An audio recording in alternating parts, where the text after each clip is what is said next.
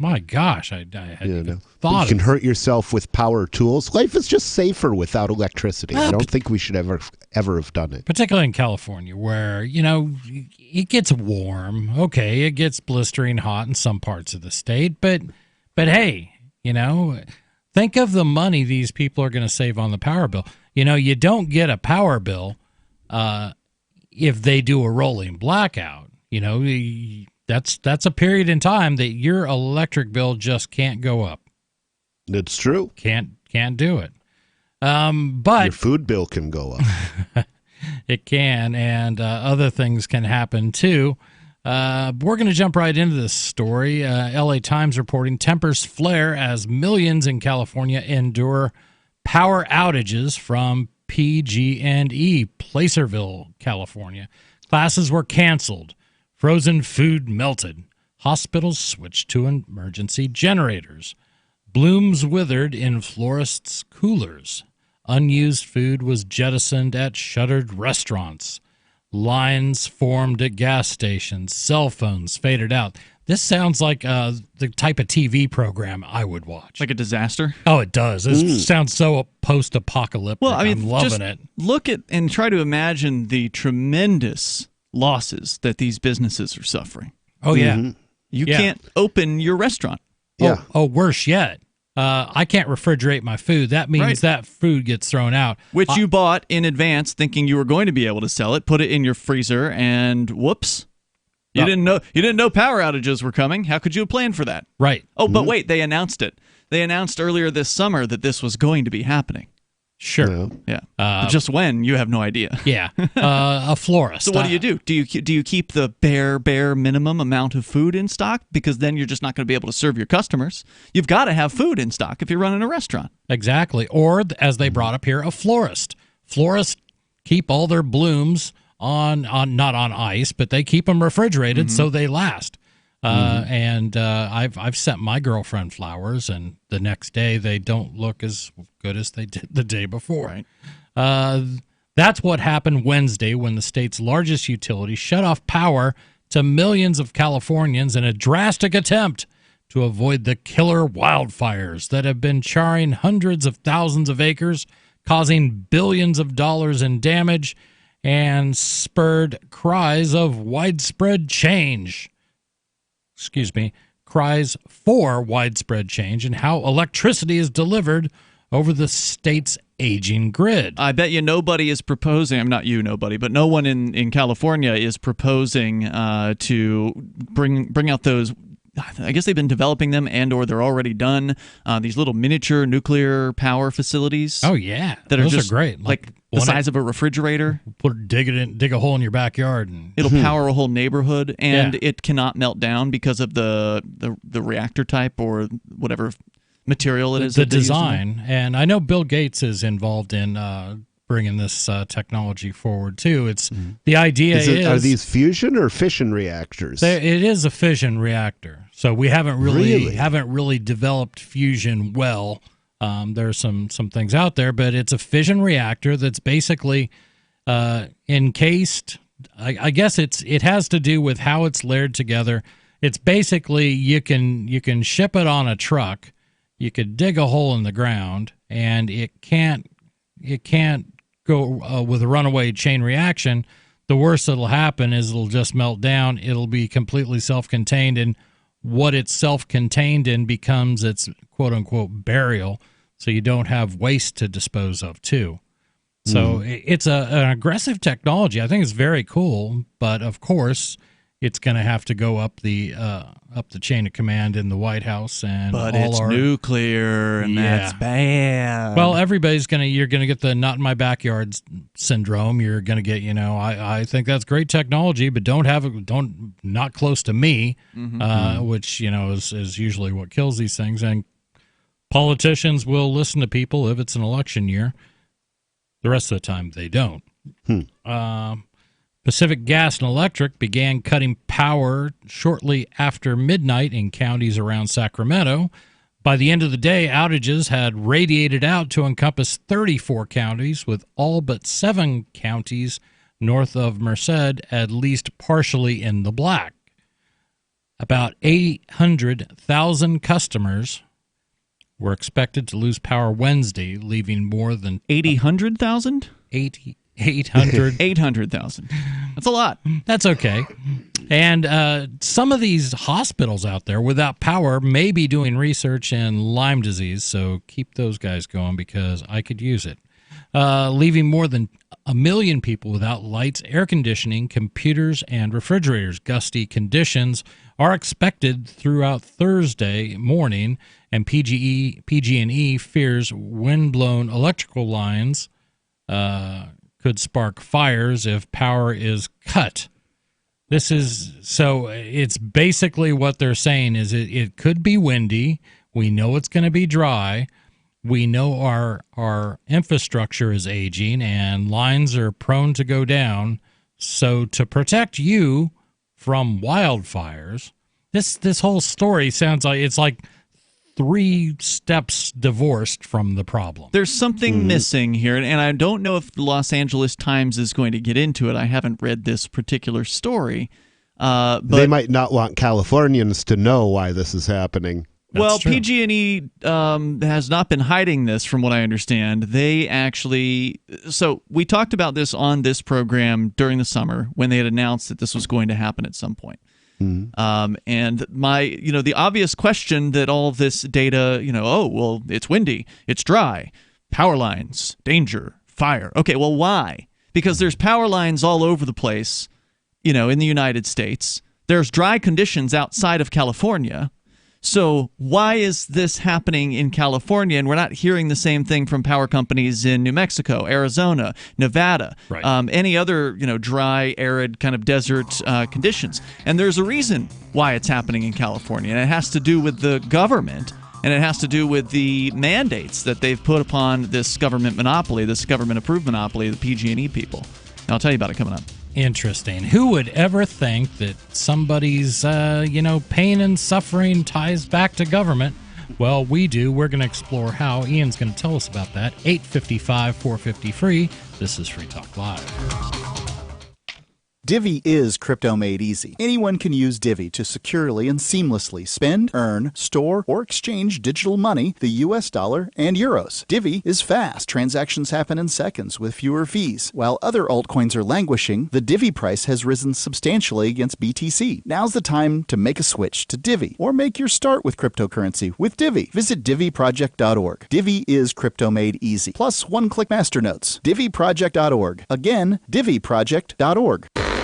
Warning, this is a privacy alert. You are being spied on right now as I speak by your phone. If you want this to stop, visit GoDarkBags.com and we'll show you how elite military units protect themselves and how you can too. Go-Dark Bags are lab tested and guaranteed for life. Visit GoDarkBags.com now and enter discount code FTL to save 15%. That's GoDarkBags.com. Discount code FTL. Your privacy depends on it. End transmission.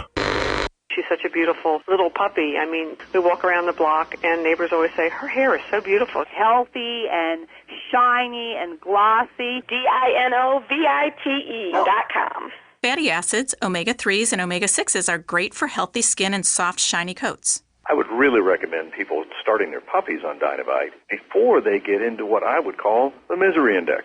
Bad skin, bad ears, bad breath. Because if they're getting all their vitamins, micronutrients, microbials from the beginning, then you're not going to run into the problems associated with the allergies, grass, pollen, dust, dirt, fleas, ticks, you name it. And the itching and shedding down the road. Our vitamins and enzymes replace the nutrients cooked out of most commercial dog foods. Dynavite for life. This is Ed Lukasevic and Cindy Lukasevic, inviting you and your pets to Dynavite. 859-428-1000. DINOVITE.com.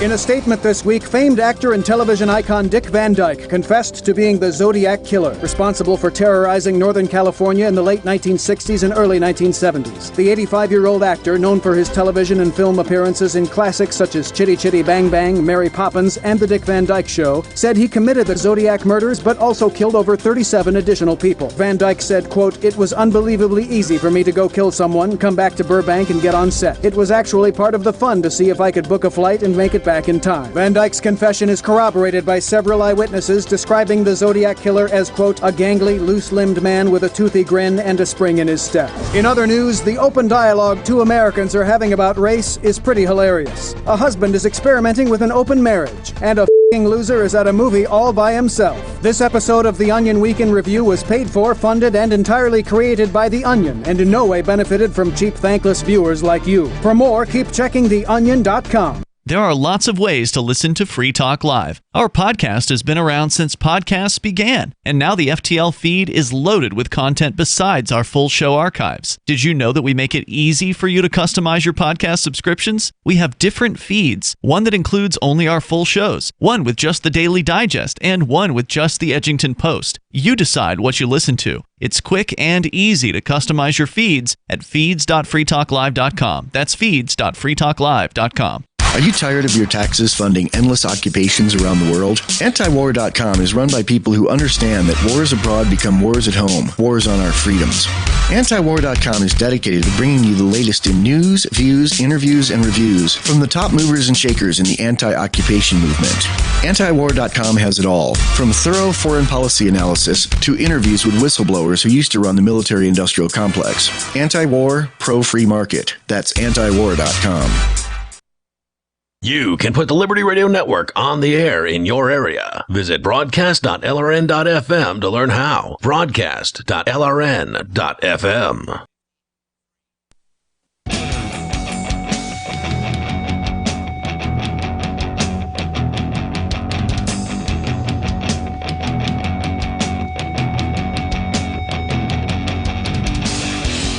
This is Free Talk Live. 855-450-FREE. That's our toll-free number. 855-450-3733. That's the number to get on the air and share what you would like to talk about. This is Open Phones Radio. You can bring up any topic you like, and we will talk about it, at least for a moment. In studio, it's Chris. And Ian. And nobody. And we're discussing California.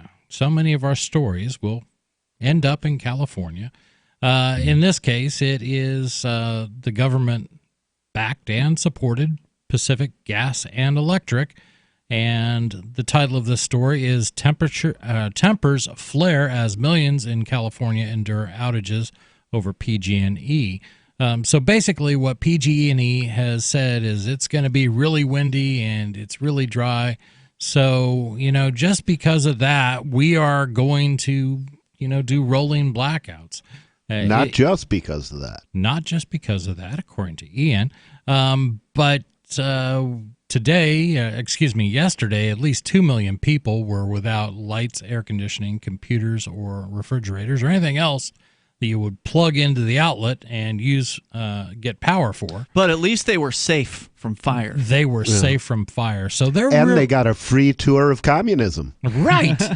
It's just like going to Venezuela without leaving home. And getting shot. Yeah, except Venezuela got the power back on after about 5 days. They are saying this may take several days in some cases for the conditions to clear up and for them to turn it back on. And in Venezuela, one of the things that they had said during the massive power outage, which fortunately for them, it's not freezing cold in Venezuela, so, nobody died from freezing to death. But, of course, the other hand of that is whenever the power goes out, like in Florida or another hot place, you get old folks passing away because they die from heat exhaustion. You bet. In their homes. They don't have the air conditioner anymore. But what happened in Venezuela, or at least what some people said was happening, was that there was some very poor care or no care whatsoever being given to the areas surrounding the power lines, meaning that there was nobody going out there with a weed whacker or whatever it is they use, some big piece of equipment, chainsaw, to take down whatever weeds and brush and such that would grow up around those things, which causes a fire hazard. Sure.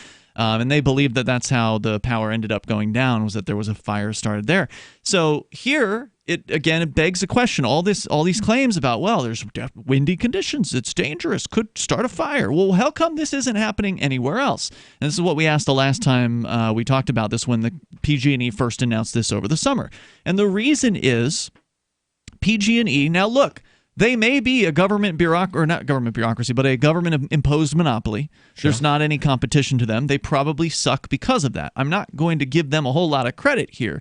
But what they did do was they came to the Utilities Commission in California. And in fact, there's even an article on their website about it with what they call their 2020 general rate case.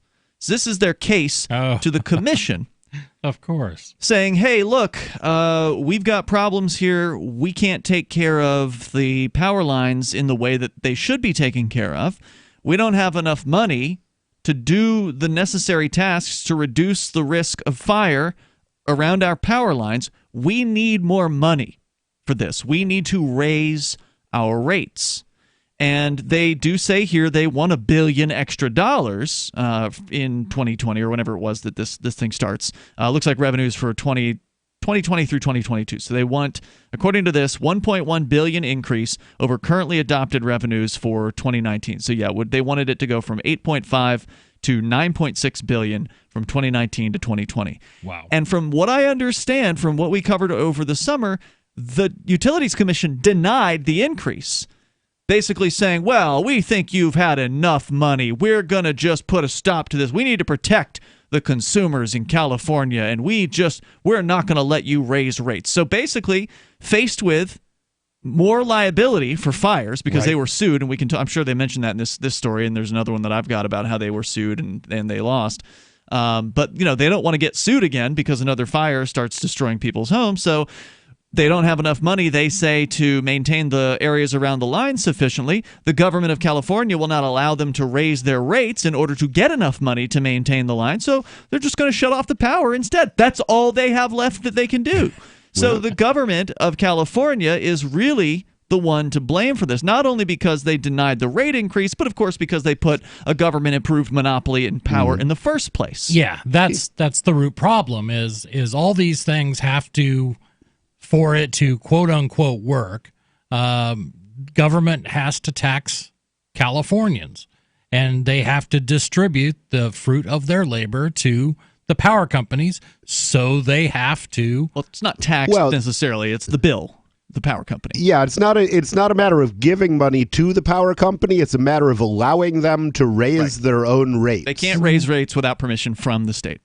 Right. Yeah. Okay, I stand corrected. Yeah. But I'd be amazed if part of what they get isn't just a whatever you want to call it. The government in some way pays PG&E directly for some things, and I'm not just talking. Sure. Well, I'm not talking about their power. Yeah. I'm sure that they get certain grants and things like that. Well, the biggest thing that the government gives PG&E is they serve as enforcers for their cartel. Sure. Right. So if anybody goes and tries to start selling power in California, California thugs with guns will come and kill them. Right.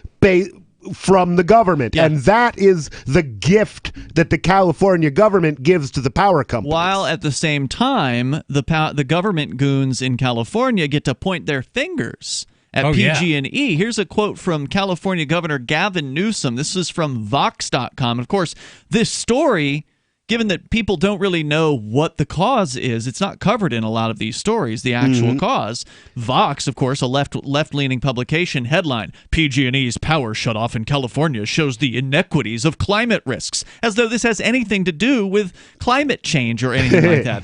Now, do you think maybe that's why California decided not to give them the rate change? Because then they can point at either wildfires or point at rolling blackouts and say, look how dangerous climate change is. Maybe, or maybe it was just as simple as, hey, we don't want people blaming us. Maybe the board, the Public Utilities Commission, just doesn't want to hear a bunch of angry people coming at them saying, hey, my power bill went up. When on the other hand, you mentioned this I'm going to call up angry if my power goes off. Well, right. You mentioned this afternoon, Nobody, when we were talking about this, is like, how many of these customers who are without power would be willing to pay an extra $10 a month to get their power turned back on? I suspect most of them, but the California governor said this, yesterday, quote, PG&E are in bankruptcy because of their terrible management going back decades. They created these conditions. And who gave them a monopoly again? Exactly. Maybe you shouldn't take companies with terrible monopolies or with terrible management and say, hey, guess what, Californians? You can't buy your power from anybody else, or we're going to start throwing people in prison. But who's the scapegoat? PG&E. There isn't a tree moving right now because of the wind, said Todd Pickett, who was buying battery-powered lamps. They're telling us there's a hurricane. There are 12 billion reasons why PG&E is sticking it to us. Mm-hmm. And that is exactly what government wants. They want PG&E to be the fall guy on this. 855 450 free. This is Free Talk Live. Do you have a crypto wealth advisor or coach? If so, has your cryptocurrency advisor been investing in technology stocks for over 20 years? Have they left the corporate world and retired? Or are they still trying to make a weekly paycheck? Have they produced six-figure results for their customers in the past 30 days? And very importantly, are they a member of the Digital Currency Council? Seth Maniscalco is the founder of Crypto Wealth Coach and CryptoWealthCoach.com. Seth invested in his first Roth IRA at 19 years old while living abroad and has been investing in Wall Street and technology for over 20 years. With experience in all the money markets. By comparison, so many of these so-called crypto gurus have barely been alive for 20 years. Seth has not only experienced personal success from his own investments in crypto, he has also helped his clients earn 6- and 7-figure incomes, including helping investors make over $750,000 in EOS in 90 days and 1,225% in only 5.5 months with Chainlink. Seth has help for the small do-it-yourself guy on up to crypto whales. Increase your wealth. Visit CryptoWealthCoach.com. Since time began, tyrants have taken aim at personal liberties.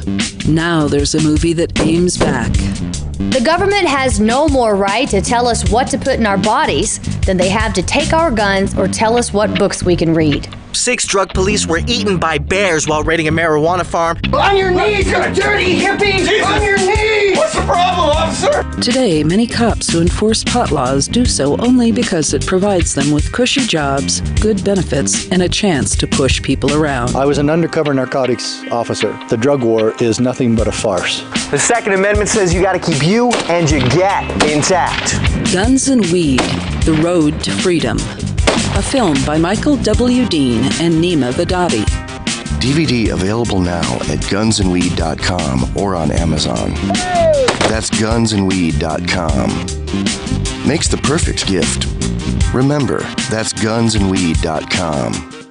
Bitcoin.com has launched a trading platform at local.bitcoin.com, allowing you to buy or sell Bitcoin Cash via dozens of payment methods like PayPal, Venmo, bank deposit, remittances, or meeting in person with cash. There are no ID requirements to sign up for and use the site, and all communications between buyers and sellers are encrypted. Finally, a global trading platform that respects your privacy. Visit local.bitcoin.com to get started trading Bitcoin Cash. local.bitcoin.com. LRN.FM now has a Discord. Discord is a free text and voice chat platform, and we now have our own server with a bunch of channels at discord.lrn.fm. You can join other listeners as they chat about various things during our live shows, or anytime, day or night. Discord software is available cross-platform, so you can have it on whatever device you want and take your chats anywhere. Join our Discord at discord.lrn.fm. That's discord.lrn.fm. Uncovering the secrets and exposing the lies. That's what the readers of freedomsphoenix.com get every day. freedomsphoenix.com, constantly providing the information, the real news about government policies, and the real relationship we all have with the coercive government. The real condition of the economy, innovations in technology, breakthroughs in energy, health, and computer science.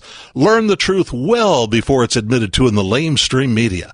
The corporate media, nothing more than distributors of government propaganda, but now there's an alternative. freedomsphoenix.com. Constant news updates on the issues that affect your life in the most important ways. With liberty and property under constant attack, freedomsphoenix.com provides the understanding behind the propaganda, and it encourages the participation of its readers. Go to freedomsphoenix.com. That's freedoms with an S, phoenix.com. freedomsphoenix.com. The revolution between the ears has already happened. Help get LRN.FM into more ears. Visit promote.lrn.fm for a free bumper sticker, flyers, banners, graphics, and more. Promote.lrn.fm.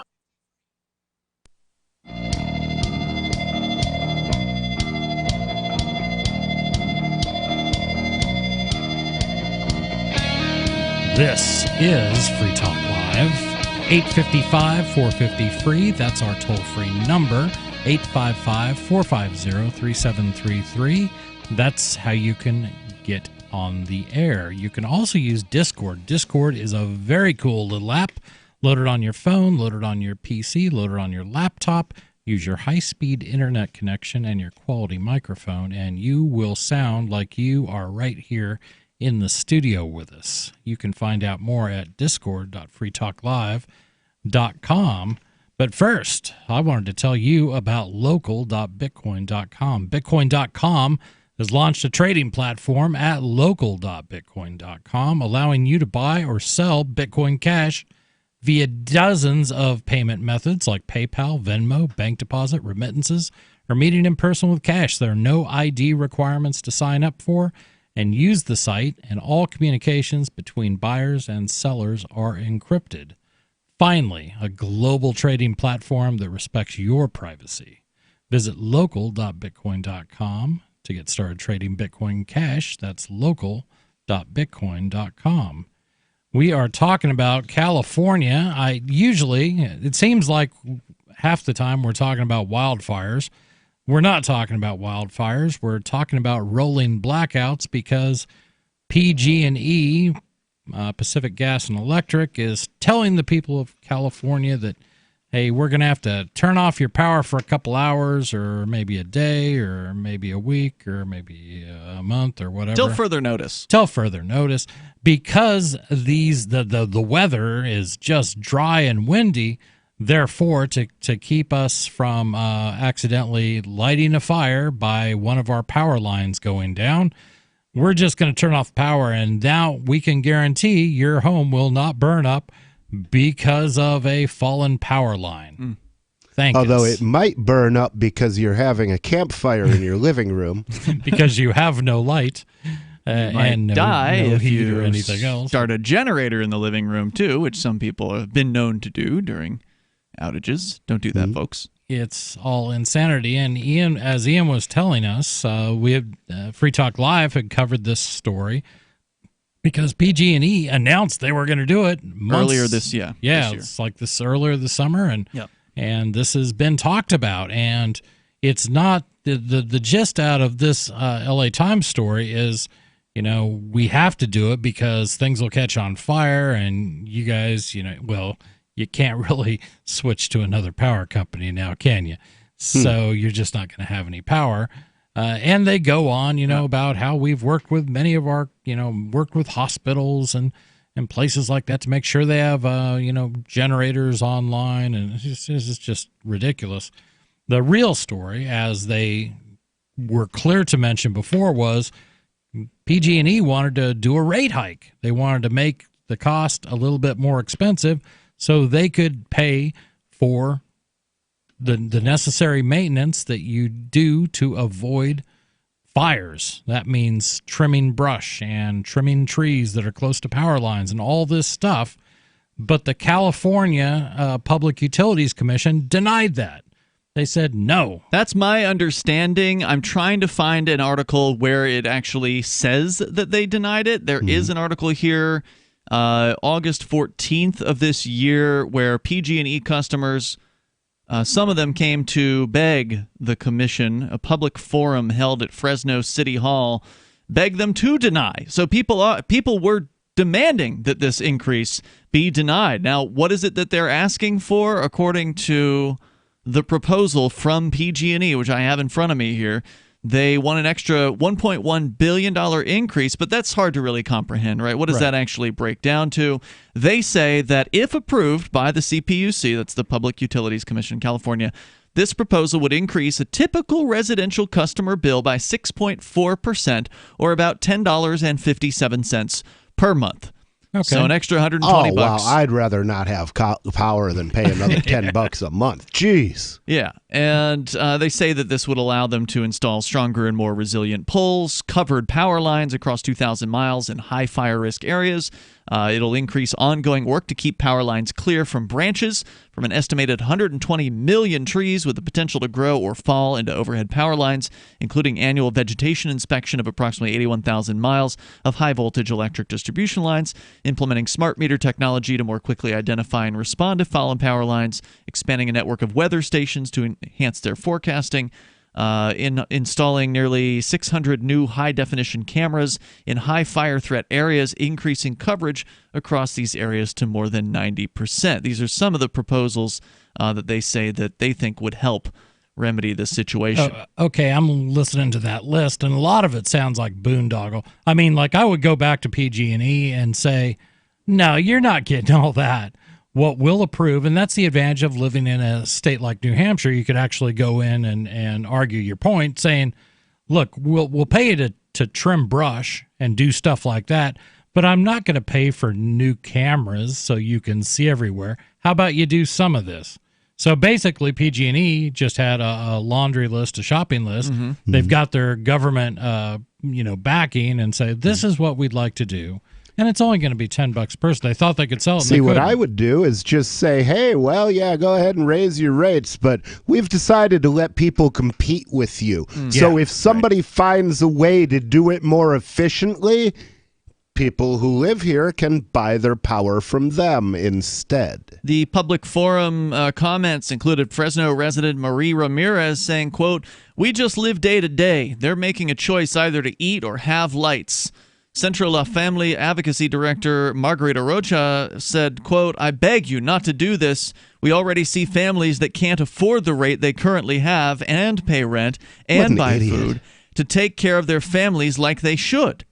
So, I mean, that's understandable. People are feeling like they are being held to the fire here, that they are going to have to pony up all this extra money, for a poor person. Another $130 a year is maybe the difference between paying the rent and not paying the rent. Here's what they could do. They could cut property taxes by $10 a month, and then people would be able to afford to pay their power bills. They could, but they're not going to do that. Yeah. Right? That's not even on the they're table. not. Nobody's proposing that. Yes, I am. Well, right. So you've just got a whole bunch of factors that are coming to play here that have been building for decades. Right. The government monopoly power company gets to pretty much do whatever they want, and now when they're being told, no, you can't do all of that, well, they're just turning off the power. Right. People can't afford the power increase because of all the government that California already has piled onto these people through property tax and income tax and all these other things. And to be fair, California's tax burden probably went up today. Mm-hmm. I don't know what proposal, but California is always layering on something new to tax. Yeah. So it's never ending, and this isn't going to get better. No. There's actually a story over at The Guardian saying this may be the new normal in California. Wow. Well, and don't think... Why doesn't California just fall into the ocean and have done with it? Well, and it's good that this is sort of a cautionary tale, because this kind of thing goes on in all 50 states. And I can tell you it goes on here in New Hampshire, where we broadcast this show from. Yeah. At least a couple times a year, I'm going to get a little flyer from my place. Well, from my electric company saying, well, we're need to ask for a temporary high price increase for the winter months. And sometimes they do it just for a seasonal thing. And that makes sense. But hey, you live somewhere where it's always nice. That's I guess the price you pay, California. That's the price you pay for big government, and they have not shown any loss of appetite for government programs. They bring them up left and right, and I don't know where this is going to end.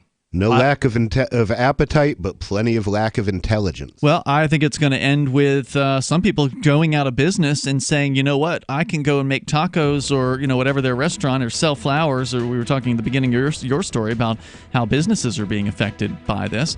I can go sell this stuff in Nevada. I can go to Arizona. I could go somewhere else. Why would I want to do it where my power is going to be randomly turned off every, however often? I think the biggest migration is California to Texas, and I can't blame them. What do you think? 855-450-FREE. This is Free Talk Live. Hunters, anglers, campers, and survivalists. Get back to nature. Expand your horizons with the highest quality, most versatile, unique slingshots and sling bows on the market at slingbow.com. Sling bow products are compact and models start from just $17.98. They're perfect for your bug out bag or storing in your vehicle. Give yourself and your loved ones the excitement and tradition of sling bow. A new frontier in archery and truly modern twist on this primitive survival tool. Feel the thrill only at slingbow.com. Hello, I'm Mike Lindell, the inventor of MyPillow, and like all of you out there, I had problems sleeping. Pillows would go flat, I would flip-flop all night long, I would wake up with a sore neck, maybe a headache, or feel like I needed a nap even though I slept 8 hours. When I invented MyPillow, I wanted it to where you can move the patented fill to give you the exact support you need as an individual, regardless of sleep position. MyPillow will get you into that deep REM sleep faster, and you will stay there longer. It's not about how much time we spend in bed, it's about how much of that quality sleep we get. I do all of my own manufacturing right here in the United States. I have a 10-year warranty. You can wash and dry my pillow, and I give you a 60-day money-back guarantee, so you have nothing to lose. And here's my best offer ever. You can buy one of my pillows and get one absolutely free. Go to mypillow.com or call 800-870-0305 and use promo code GCN. That's mypillow.com or 800-870-0305 with promo code GCN. Most of you know that heart disease is the #1 silent killer in the U.S. What if I told you for just $54.95 a month you could fight against heart disease naturally? At Heart and Body Extract, we've been helping thousands of people get back to a healthier heart. Don't just take my word for it. Check out all of the success stories at hbextract.com, or to order, call 866-295-5305. That's 866-295-5305. hbextract.com. Don't risk it when you can take charge of it. Don't you hate that feeling in the pit of your stomach when the police pull you over? Most people have no idea how to handle it properly, and they promptly get fed into the municipal fee-generating meat grinder. Or maybe you recall that feeling you get when you go to the mailbox and see one or more letters from the IRS. You get a sense of impending doom, don't you? So let me ask you, if you could learn how to use the law to beat the IRS, traffic tickets, almost any courtroom scenario, collectors, credit card debt, and even mortgage debt because of fraud perpetrated against you, would that be worth knowing about? Don't laugh. Investigate.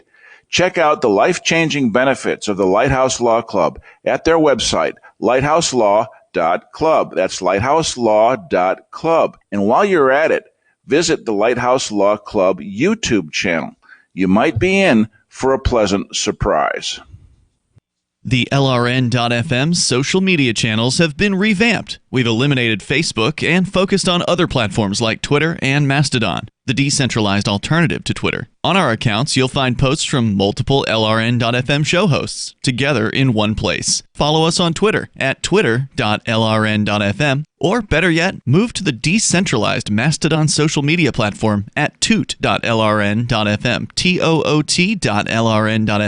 I think you'll like it. I'm crazy about My Magic Mud. This is the most important oral care product created this millennium, and I'm not kidding. We all have different opinions on politics and issues, but we all have mouths. And I want yours to be as clean as possible, with teeth as bright as they were meant to be. I will never be without My Magic Mud. It's a little surprising, but man, does it work. If you only listen to one thing I say ever, go to mymagicmud.com and get 20% off with code FTL. mymagicmud.com, code FTL.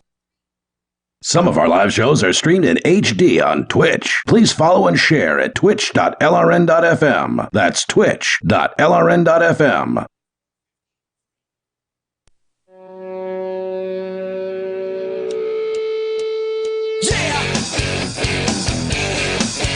This is 855-450-3733 is our toll-free number. That's 855-450-FREE. That's the number you can call and talk about whatever you like. This is Open Phones Radio. You control the airways. But first, I wanted to tell you about the Edge Wallet.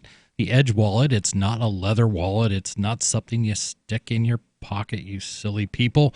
This is a cryptocurrency wallet. This is how you can buy, sell, trade, and secure your cryptocurrencies. It's iOS and Android compatible. It's got versions for each. User controlled. You own your own money. You control your own money. There's support for Bitcoin, Bitcoin Cash, Ethereum, tokens, Monero, Ripple, Stellar, and many, many more. It's built by a veteran team. They have been building quality software since 2014. Their tagline is Secure Your Freedom. We couldn't agree more. You can find out more at edge.app. That's edge.app. I just used mine today for breakfast. It's sad to say, but I think I use mine pretty much every day. It's either something going in or something going out. Why is that sad? That's not sad. It's not sad. You're on the cutting edge. It's sad that more people don't. But yeah, that's true. And interestingly, we have a Bitcoin vending machine in my business, and people come in. Today we had probably 5 or 6 different people come in and use the vending machine. Far and the most popular wallet, without a doubt, is the Edge wallet. A lot of that's because we've turned them on to it because they've used other ones and they sometimes have problems. Yep. Yeah, they don't have the features, but Edge has done a great job. In studio, it's Chris, Ian, and Nobody, and we have been talking about California and their rolling power problems. And better get a generator. Get out. Better yet, I'm just going to stick with get out. Yeah. It's not going to end well for California. And no, it's how could it get much better? Because they're not going to be making the proposals that we're talking about. Like you said, Nobody, get rid of this monopoly that they've granted to PG&E. Nobody's proposing that. Indeed. Right. Nobody is proposing that.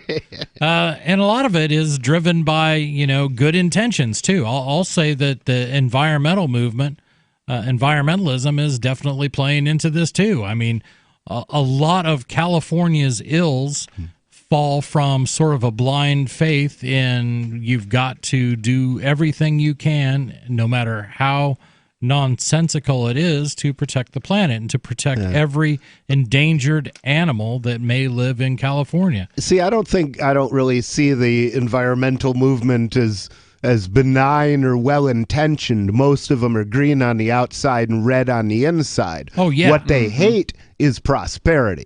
They think prosperity is sin and sinners are doomed to burn in the eternal fires of global warming. Unfortunately, California is filled with prosperous people who believe the claptrap that comes out of the environmental movement. Run! Right. But it's sad, and it will not end well. And I think it's going to be a bellwether state. California is always a bellwether state for all kinds of different topics. I believe it will be the first real big example of socialism failing on a big scale in the United States. Well, I mean, the socialism has failed before on a big scale in the United States, and that although it wasn't called that then. Well, I'm going to say in modern times. Okay, in modern times. Because when the colonists first came here, remember, these guys were religious nuts. Oh, yeah. Okay? So they didn't... they wanted to be, devote their whole lives to God. So they decided that they were going to have these big communal fields and everybody would work them together and everybody would share in the harvest. You bet. Well, the problem is when you're working with 100 people, you're not going to work extra hard to increase your own take by 1% of that extra effort. So and that, they friends, almost starve. And that's how we got Thanksgiving. Yeah. But then eventually they said, okay, well, you guys can start working your own fields in addition to working the communal fields.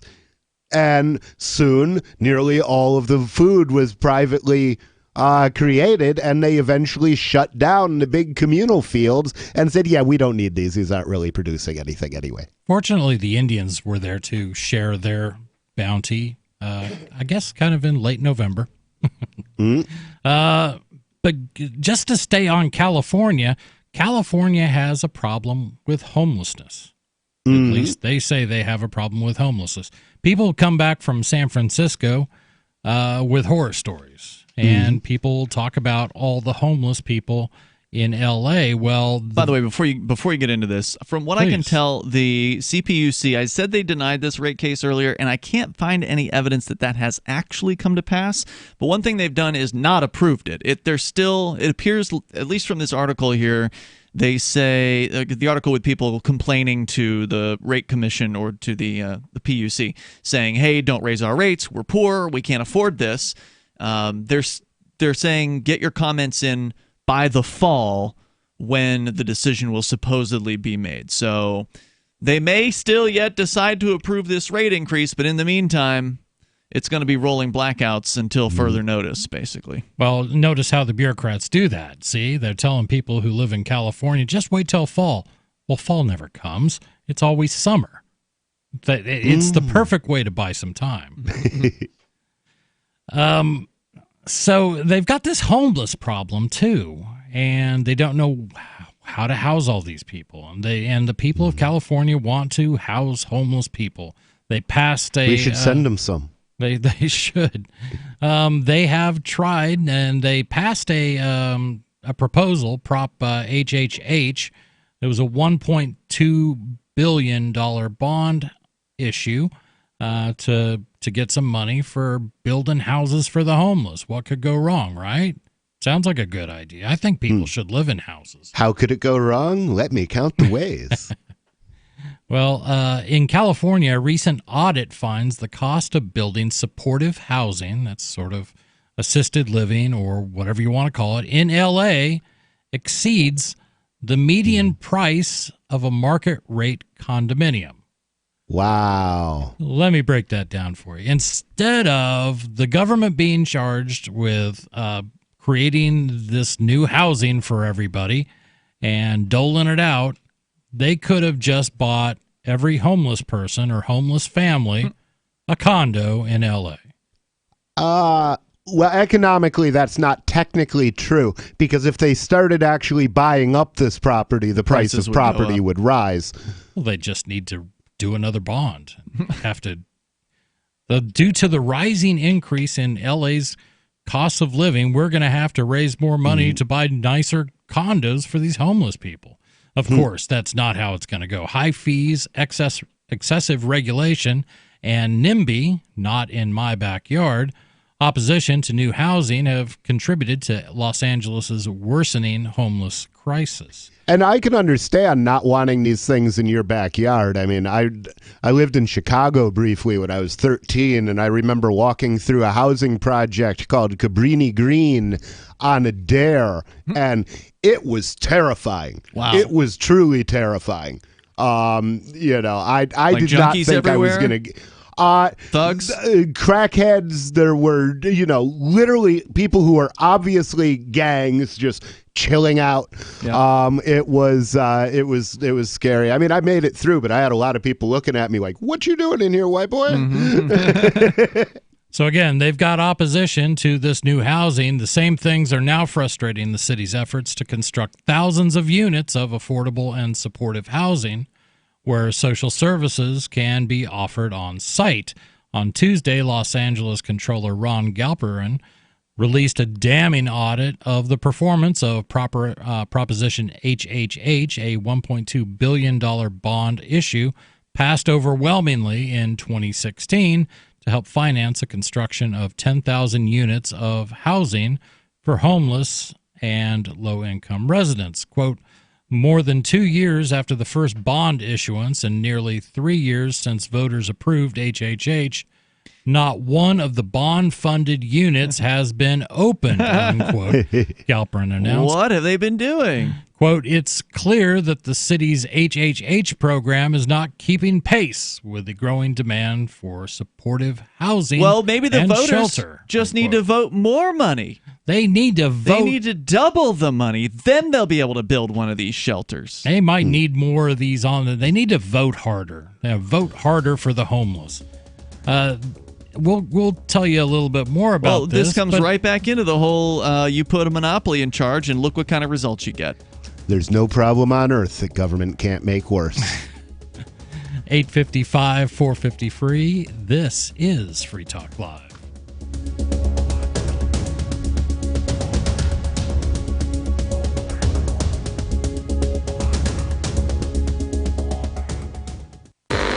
Warning, this is a privacy alert. You are being spied on right now as I speak by your phone. If you want this to stop, visit GoDarkBags.com and we'll show you how elite military units protect themselves and how you can too. Go Dark Bags are lab tested and guaranteed for life. Visit GoDarkBags.com now and enter discount code FTL to save 15%. That's GoDarkBags.com. Discount code FTL. Your privacy depends on it. End transmission. You will understand the true intent of the Founding Fathers when they wrote the Constitution if you attend this free webinar. Chris Ann Hall, president of Liberty First University, doesn't simply regurgitate what some professor or expert has said about the Constitution. She relays the thoughts and opinions of those who wrote the documents. Her straightforward, passionate, easy-to-understand style lets anyone grasp the principles of liberty. Join us at lfu.freetalklive.com to watch the free pre-recorded webinar. Watch now at lfu.freetalklive.com. There are basically two types of advertising, direct response and branding. Radio's great for direct response with its low cost to listener ratio, but audio can't be beat for branding, which is a longer-term endeavor. You want to be the first thing that someone thinks of when they think about your product or service. If you have a local business that you want kept top of mind in your community, call the station. If you need national reach, Free Talk Live's got around 200 radio stations, millions of monthly listening sessions, can suit all budgets, and if we don't think we're right for you, we'll tell you. Email me, mark@freetalklive.com. Some of you asked, and now we've delivered. LRN.FM's live Keene, New Hampshire studio shows are now streamed in HD on Twitch. Visit our channel at twitch.lrn.fm and give it a follow. If you have Amazon Prime, you get one free subscription on Twitch. If you use it on our channel, Twitch will give LRN.FM a monthly piece of your Prime subscription cost. So please watch, follow, share, and subscribe to twitch.lrn.fm. That's twitch.lrn.fm. You're listening to the live edition of Free Talk Live. Hour number 2 is next after the news here on the Liberty Radio Network at LRN.FM. This is the Liberty Beat, your daily source for liberty news and activist updates. Produced in partnership with SNLS News and listeners like you. Online at libertybeat.news and snls.news. I'm Mick Murrow with your latest edition of the Liberty Beat. Gold is trading at $1,494, silver at $17.50, and Bitcoin is trading around $8,547. Today's prices are brought to you by InnoScale. Take off with Managed Cloud. Looking for a safe, secure way to store your important files online? Let InnoScale handle it for you. Their high-availability cloud servers are the perfect solution for clients needing one or more secure, scalable servers with built-in hardware failover protection. For details, see them online at innoscale.net.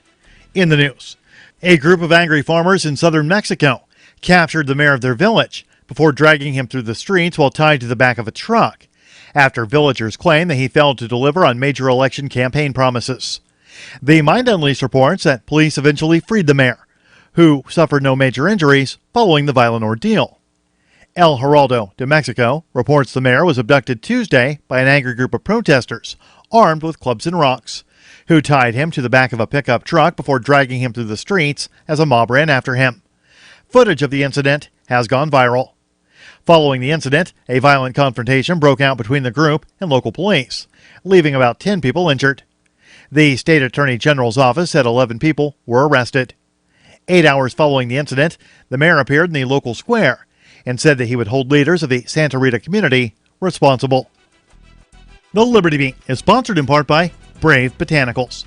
High-quality kratom and CBD at reasonable prices with excellent customer service. Brave Botanicals is activist-owned and mission-driven and believes so strongly in the power of kratom, they're giving it away for free.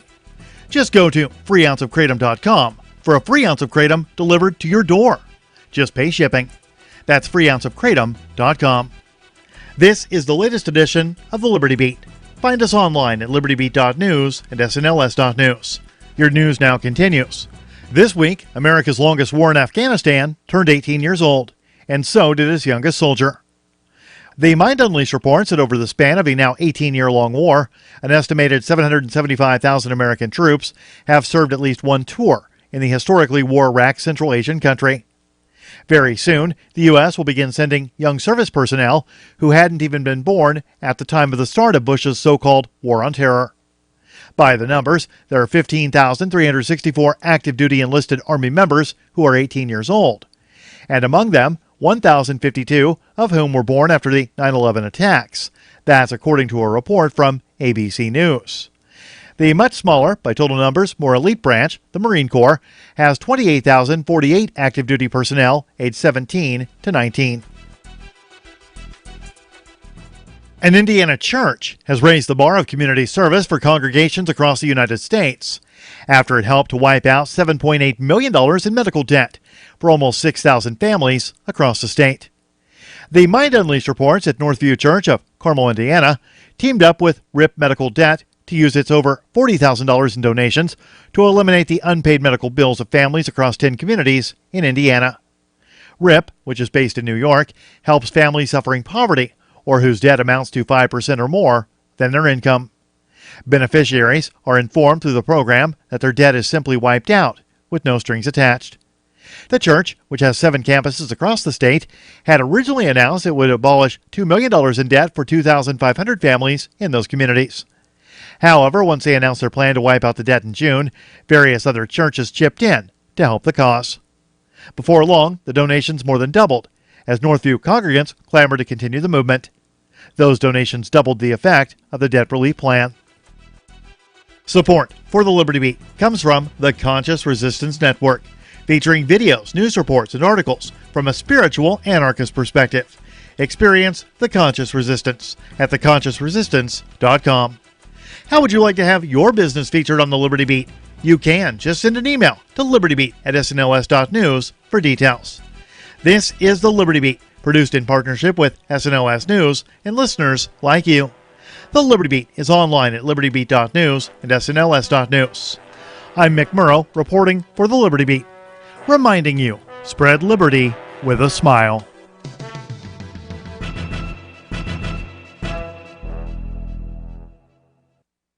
A flash flood warning is in effect, and authorities are asking people to stay indoors and avoid the roads. We are urging everyone to seek shelter. Remember, being carried away by this storm is very different from the joy of being carried by Bogdan and seeing for miles from his shoulders. The typhoon is predicted to hit the South Carolina coast the hardest. Chad Williams is live on the scene now.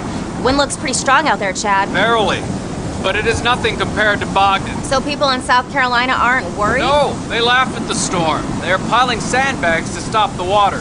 Would mere sand stop Bogdan? But there is real danger. Authorities say that 3 people were killed outside of Charleston when their car was washed into a ravine. And in that we have proof. The storm has failed the true test of strength. Bogdan's greatest power is his gentle heart. Bogdan would never hurl a car full of people into a ravine. So from what you're seeing out there, real strength lies within? Yes. This storm, like all else, is weaker than Bogdan. This is the Onion News Network.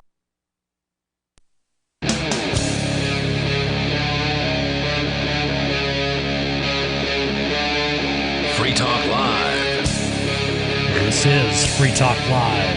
855-450-FREE. That's 855-450-3733. Hour number 2. We do 3 hours of radio every night just for you, to give you the opportunity to call in and get on the air and talk about what's on your mind. The us in studio tonight is myself, Chris. And I'm Ian. And I'm nobody. And we've been talking, it's been a California-centric show. We've been talking about, first of all, PG&E, that's Pacific Gas and Electric. Do they go outside of California? You used to be from Oregon. Do they have plants up there too? I don't know. Okay. I used to know. I know in Oregon, we had PG&E at one point. You did, okay. But I know there were always players changing, and I think PG&E might still be in various parts of the Pacific Northwest. Okay. Maybe elsewhere. I don't know. PG&E was not always held in high regard, not just over the rate increases, but the movie Aaron Brockovich had to do with Julia Roberts suing Potomac Gas and Electric because they were polluting, allegedly. It's really called Potomac Gas and Electric? Did I say that? You did, yeah. I got a serious case of Lyme brain tonight. I was going to say, they're a little bit off course if they were looking for the Potomac. They have expanded. Potomac Gas and Electric is now, yeah, never mind. PG&E, Pacific Gas and Electric. Yeah, I don't know how many states they cover. But the Aaron Brockovich case probably brought them more press that they didn't want than anything else. So they're doing rolling blackouts because rolling blackouts makes it sound like it's a temporary measure, like, oh, it's just going to be an hour. It's rolling through. It's going to roll in. Yeah. It's going to roll right out. No, we're talking about days here that people are going to be out of power. It started yesterday, and it continues through today, and they've told people that it may be several days. Wow. Interesting. Now, do they riot in California when the power goes out like they do in New York? Or get ready. I mean, they might at some point. There was reports of a PG&E truck taking a bullet. Police were investigating that, and I think people are. It's not going to take long for them to get fed up, right? And in California, they will riot. It'll be interesting to see where their riot is directed. It's going to be directed more than likely at PG&E, whose hands are sort of tied because they have to ask permission if they want to raise their rates. It would be interesting to see PG&E do a series of commercials that just said, we'd like to not do these, but government forbids us from raising our rates, even if it were temporarily. It may increase your power costs for $10, but guess what? Your ice cream won't melt. Guess what? Your heart machine won't stop running. Your at-home dialysis won't quit in the middle of the night. How many of the people who are on these medical devices that you're talking about, how many of them thought ahead enough to set up a generator, thinking that they were going to need that at some point? I mean, normally, if you get a power outage, it might be fairly temporary, right? Like there might be a brownout or a temporary blackout that doesn't last more than an hour. A simple battery backup is usually enough to get you through that. But here we're talking about days. Now, they could just go sit in a hospital because the hospitals have generators, but that's going to cost thousands of dollars a day. Well, yeah, and so will everyone else, so good luck getting in. Right. Yeah. Well, I think if you're on dialysis, they will probably let you in during a power outage, at least long enough to keep yourself, properly dialed. Yeah. They want you to be able to pay, so they can't kill you too quick.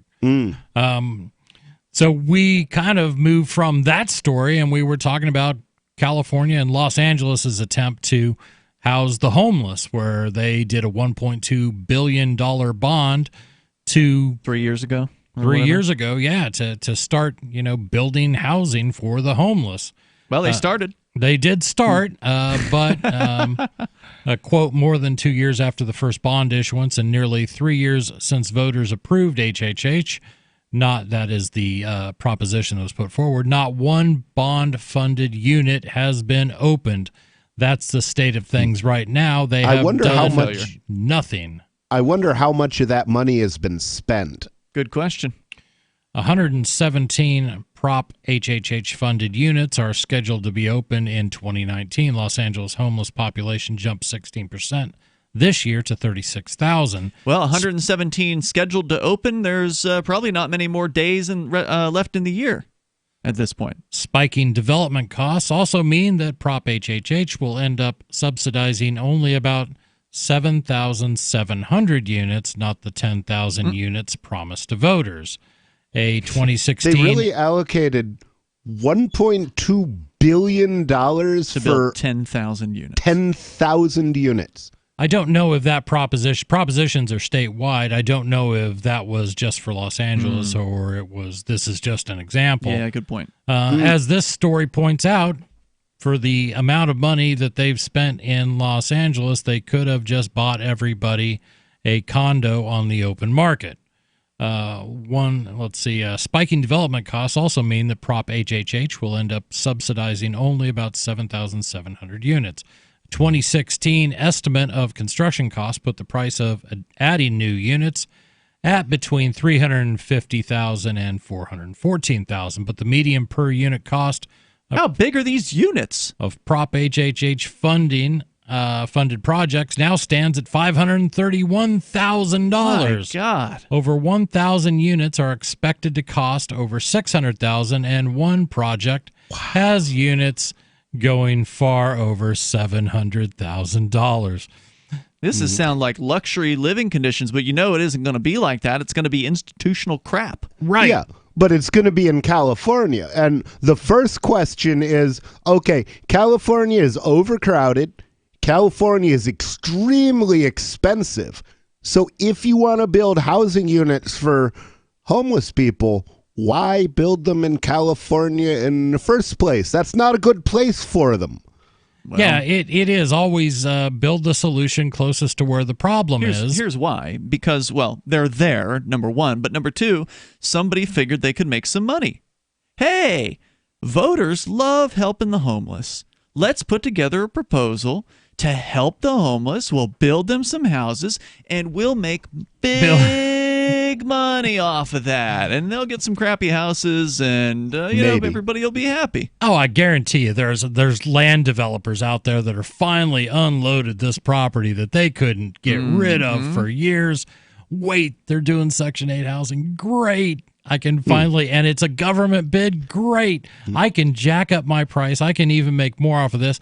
Plus, we can pay off our buddies in the unions because, hey, they love union jobs. These will all be union jobs. In Capitalism and Freedom, Milton Friedman wrote about studying the some of the other federal housing projects that were created during the 70s. And he said that those projects actually bulldozed more rentable units of housing than they produced. So they increased the scarcity of housing.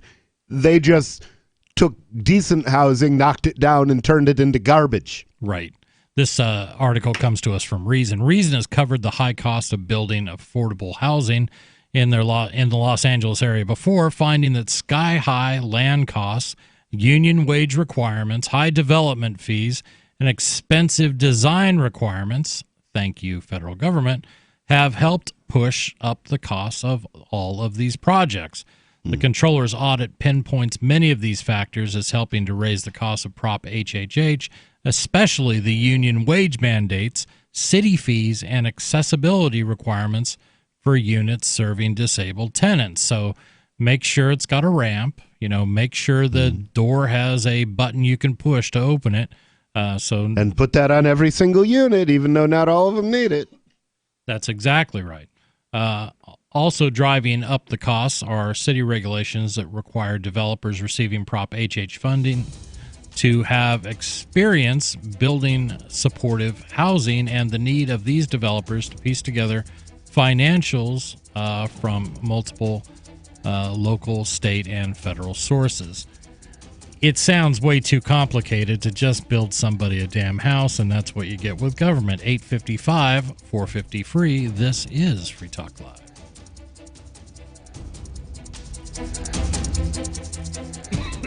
Free Talk Live is now on more than 200 radio stations nationwide. We've had more than 18 million podcast downloads, and we claim millions of listens a month. We're a multimedia ad venue with print, email, web, and terrestrial radio marketing platforms. We strive to have ad packages that cater to advertisers big and small. Contact me today at mark@freetalklive.com to see what we can do for you. mark@freetalklive.com. If you're a local advertiser, contact this station. But if you can service a national audience, contact me, mark@freetalklive.com. Does your dog itch, scratch, stink, or shed like crazy?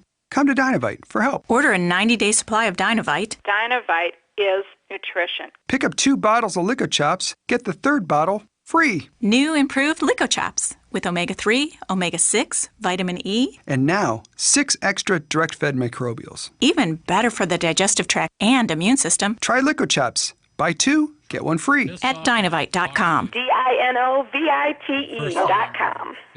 I want to tell you about my favorite cryptocurrency wallet, Edge Wallet, at edge.app. Edge is the wallet I use more than any other, and that was true long before Edge Wallet became a sponsor of Free Talk Live. Edge Wallet allows you to buy, sell, trade, and securely hold your cryptocurrencies. including Bitcoin, Ethereum, tokens, Monero, Ripple, Dash, Bitcoin Cash, and more. It's available for both Android and iOS, and you can download it via the Play or App Store or via Edge Wallet's website, edge.app. Secure your freedom with Edge Wallet. Free Talk Live is now on more than 200 radio stations nationwide. We've had more than 18 million podcast downloads, and we claim millions of listens a month. We're a multimedia ad venue with print, email, web, and terrestrial radio marketing platforms. We strive to have ad packages that cater to advertisers big and small. Contact me today at marketfreetalklive.com to see what we can do for you. Marketfreetalklive.com. If you're a local advertiser, contact this station. But if you can service a national audience, contact me, marketfreetalklive.com. Why did you move to the Shire? I moved here to the Shire because there's other people around who take liberty just as seriously as I do. I moved to the Shire because I saw videos of people challenging authority and thought that I could get support myself. It called to me, like, do this, right now. I wanted to be around people like me who got it, and once I got here, I knew there was nowhere else that I wanted to be. I've always wanted to change the world, so I moved to the Shire to join people who were actually working towards doing the same thing. The people here are awesome, loving, and positive. It was for the adventure and for the feeling of something important is happening here, and I just wanted to come to sort of be part of that. Visit ShireSociety.com to read and sign the Shire Society Declaration and learn the reasons why, if you love liberty, you should immigrate to the Shire. Plus, connect with others via the forum at ShireSociety.com. That's ShireSociety.com. So you've heard all 3 hours of the latest episode of Free Talk Live, and you're still hungry for liberty-oriented audio content? Did you know that we have another 24/7 audio stream at LRN.FM? The Liberty Radio Network airs the latest episodes of some of the best liberty-oriented podcasts on the internet around the clock. In addition to recorded content, you'll also hear live shows like Free Talk Live, originating from our Keene, New Hampshire studio. So listen anytime at LRN.FM. That's LRN.FM. What do you shop for that you could otherwise buy at Amazon? Pretty much everything, right? Amazon has competitive pricing and they deliver, and that's a big plus. If you could plan ahead in your shopping, would you be interested in saving up to 33%? There's a catch. You have to do your shopping in Bitcoin. But imagine those savings. It's like a huge raise. All you have to do is go to saveitpurse.com. We've saved thousands, and you can too. Plan ahead and save. Saveitpurse.com. Love what we do? Please help support our international satellite channels at patreon.lrn.fm. That's patreon.lrn.fm.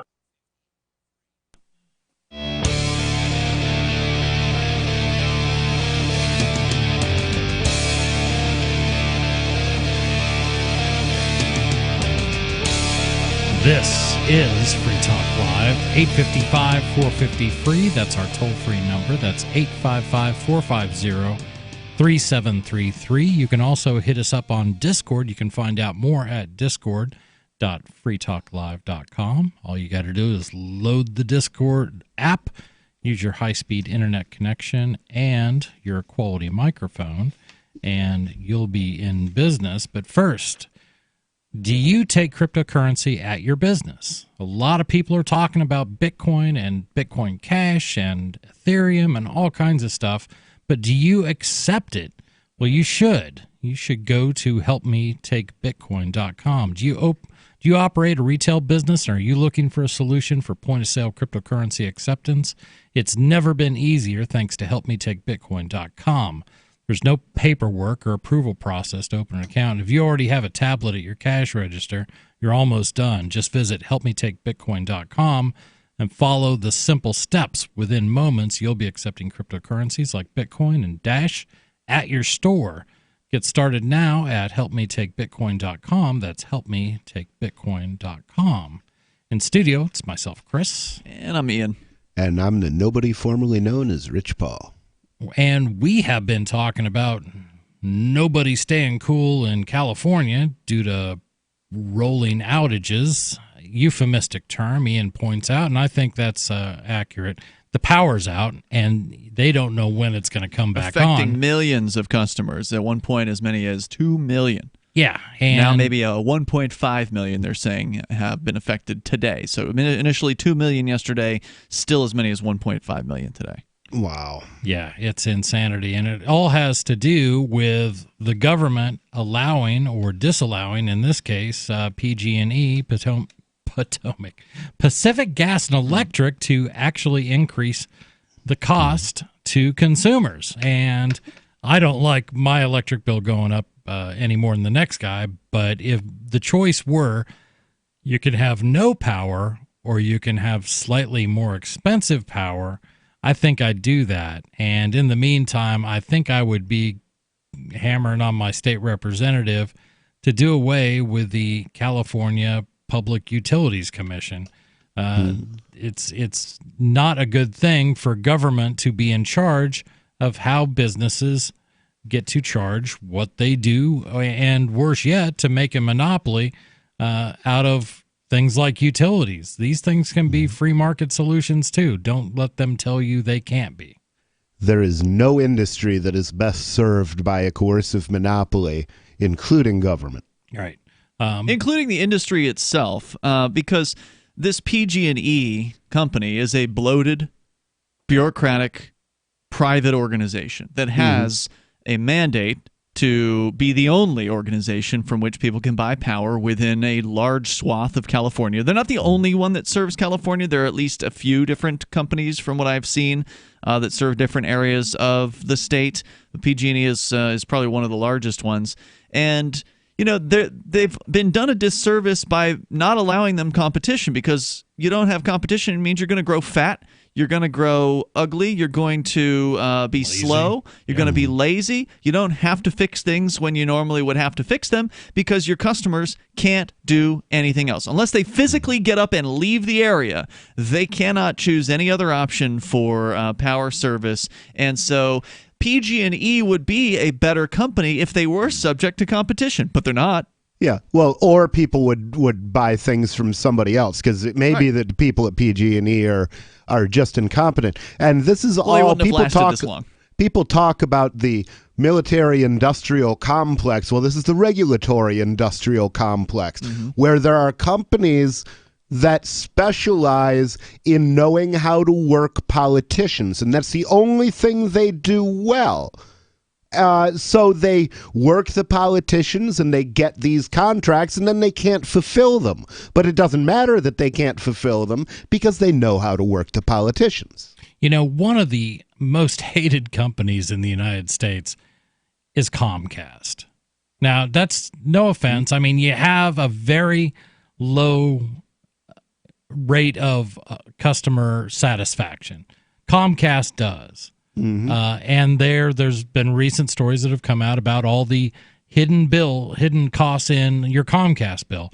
Something like 37% of the bill is actually either regulatory, meaning government requires them to collect this money, or more to the point, they've been lobbied to require them to collect this money as some form of recovery fee for something or other, but up to 37% of your Comcast bill is nothing but fees, and some of it is just fat that goes directly to Comcast. It doesn't go to government programs. It's not helping people in impoverished areas get cable service. It's just profit for them.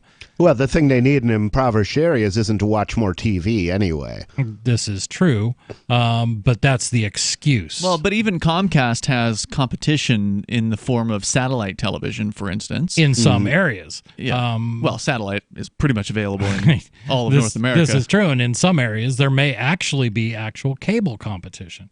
Not very rare. Pretty rare. But they may have competition. Like around here, we have DSL and cable. It's pretty widespread. You're talking about cable for internet there. Yeah. Well, but yes. The phone company isn't competing with television services in most places. In some areas they do. Fios unless they have things Fios. like that. Yeah. But what Comcast is very good at doing is lobbying. And they can get the regulations they want, and they will do very well with that. So in a lot of industries, and in return, they'll cheerlead for every war out there, among other things. They will, and they will get your congressman reelected if necessary, if they're voting the right way. And so these companies that have monopolies, people complain all the time about the lobbying in Washington. These are the companies that are doing it. It's the PG&Es of the world. It is the Comcast of the world. They have an interest in making sure their politicians are there and they stay there. You know what? I know there's lots of other things that people lobby for, but if you're going to look at a primary one, look at regulated industries. Their bread and butter relies on them keeping regulation in place. We were talking also about California's attempt to house the homeless and how the median cost of a new unit is now more expensive in Los Angeles than if you just buy them a condo. A new unit of the government housing. That's right. I don't want anyone to get confused about my unit. The unit is expecting a cost of $600,000. That's how much the taxpayers are on the hook for. And actually, it's supposed to go up to probably around $700,000 from an original estimate of $350,000. Was it? Yeah, $330,000. It's doubled. The cost is doubled. Yeah, and reason is that's where this article comes to us from. It's not just the union wages. It's not just the city fees, the accessibility requirements, but a whole host of other things Los Angeles has done to make the permitting process almost impossible to get through, slow everything down, and allow neighborhood groups plenty of time to gum up the works. And you might think they're doing what's in your interest. They're doing what's in their interest. 855-450-FREE. This is Free Talk Live. Do you have a crypto wealth advisor or coach? If so, has your cryptocurrency advisor been investing in technology stocks for over 20 years? Have they left the corporate world and retired? Or are they still trying to make a weekly paycheck? Have they produced six-figure results for their customers in the past 30 days? And very importantly, are they a member of the Digital Currency Council? Seth Maniscalco is the founder of Crypto Wealth Coach and CryptoWealthCoach.com. Seth invested in his first Roth IRA at 19 years old while living abroad and has been investing in Wall Street and technology for over 20 years. With experience in all the money markets. By comparison, so many of these so-called crypto gurus have barely been alive for 20 years. Seth has not only experienced personal success from his own investments in crypto, he has also helped his clients earn 6- and 7-figure incomes, including helping investors make over $750,000 in EOS in 90 days and 1,225% in only 5.5 months with Chainlink. Seth has help for the small do-it-yourself guy on up to crypto whales. Increase your wealth. Visit CryptoWealthCoach.com. So the protection of life, liberty, and property is what the Free State Project is all about. But it's an effort to move 20,000 people who understand. It's about demonstrating to the entire country that, yeah, we can have a free market, a truly free market. Making it just a freer, great place to live. It's the world's largest all-interest libertarian community, and it's only getting bigger. That's amazing, to be able to move to a place where other people passionately believe in being free and independent. What the Free State Project is managing to do, though, is to put their money where their mouth is. It's physically getting up across the country and saying, let's go someplace and let's demonstrate the power of these ideas. There's a lot of kind of philosophy that surrounds liberty. There's a lot of thinking about it and talking about it. But here in New Hampshire, people are doing it.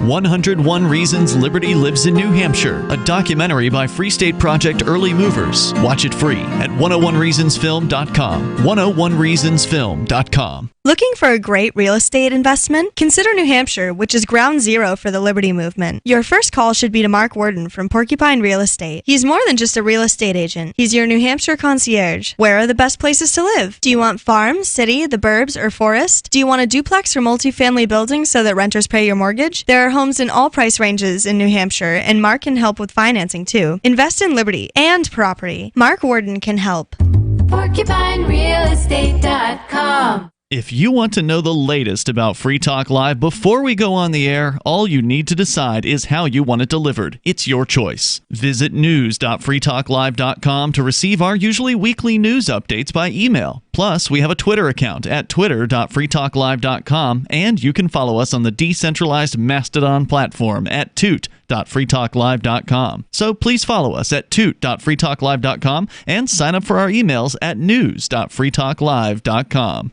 The easiest thing in the world for a reader to do is to stop reading, according to the late, great Barney Kilgore, who became managing editor of the Wall Street Journal in 1941 and grew the paper's circulation from 33,000 to 1 million by the 60s. And he'd be pleased to know that his paper is one of the few that people now pay to read online. Someone else pre-internet who realized that attention is fragile? Motown Records founder Berry Gordy. In the early 60s, when his label dominated the charts, he'd bring a dozen real people into the Hitsville, USA studios and audition songs. And he'd ask, if you were down to your last dollar, would you spend it on this record or would you buy a sandwich? Today, attention span seems like an oxymoron. For tips on cutting through the clutter, hit survivalspeech.com. I'm Holland Cook. Now you can follow LRN.FM on the decentralized Mastodon social media platform at toot.lrn.fm, toot.lrn.fm.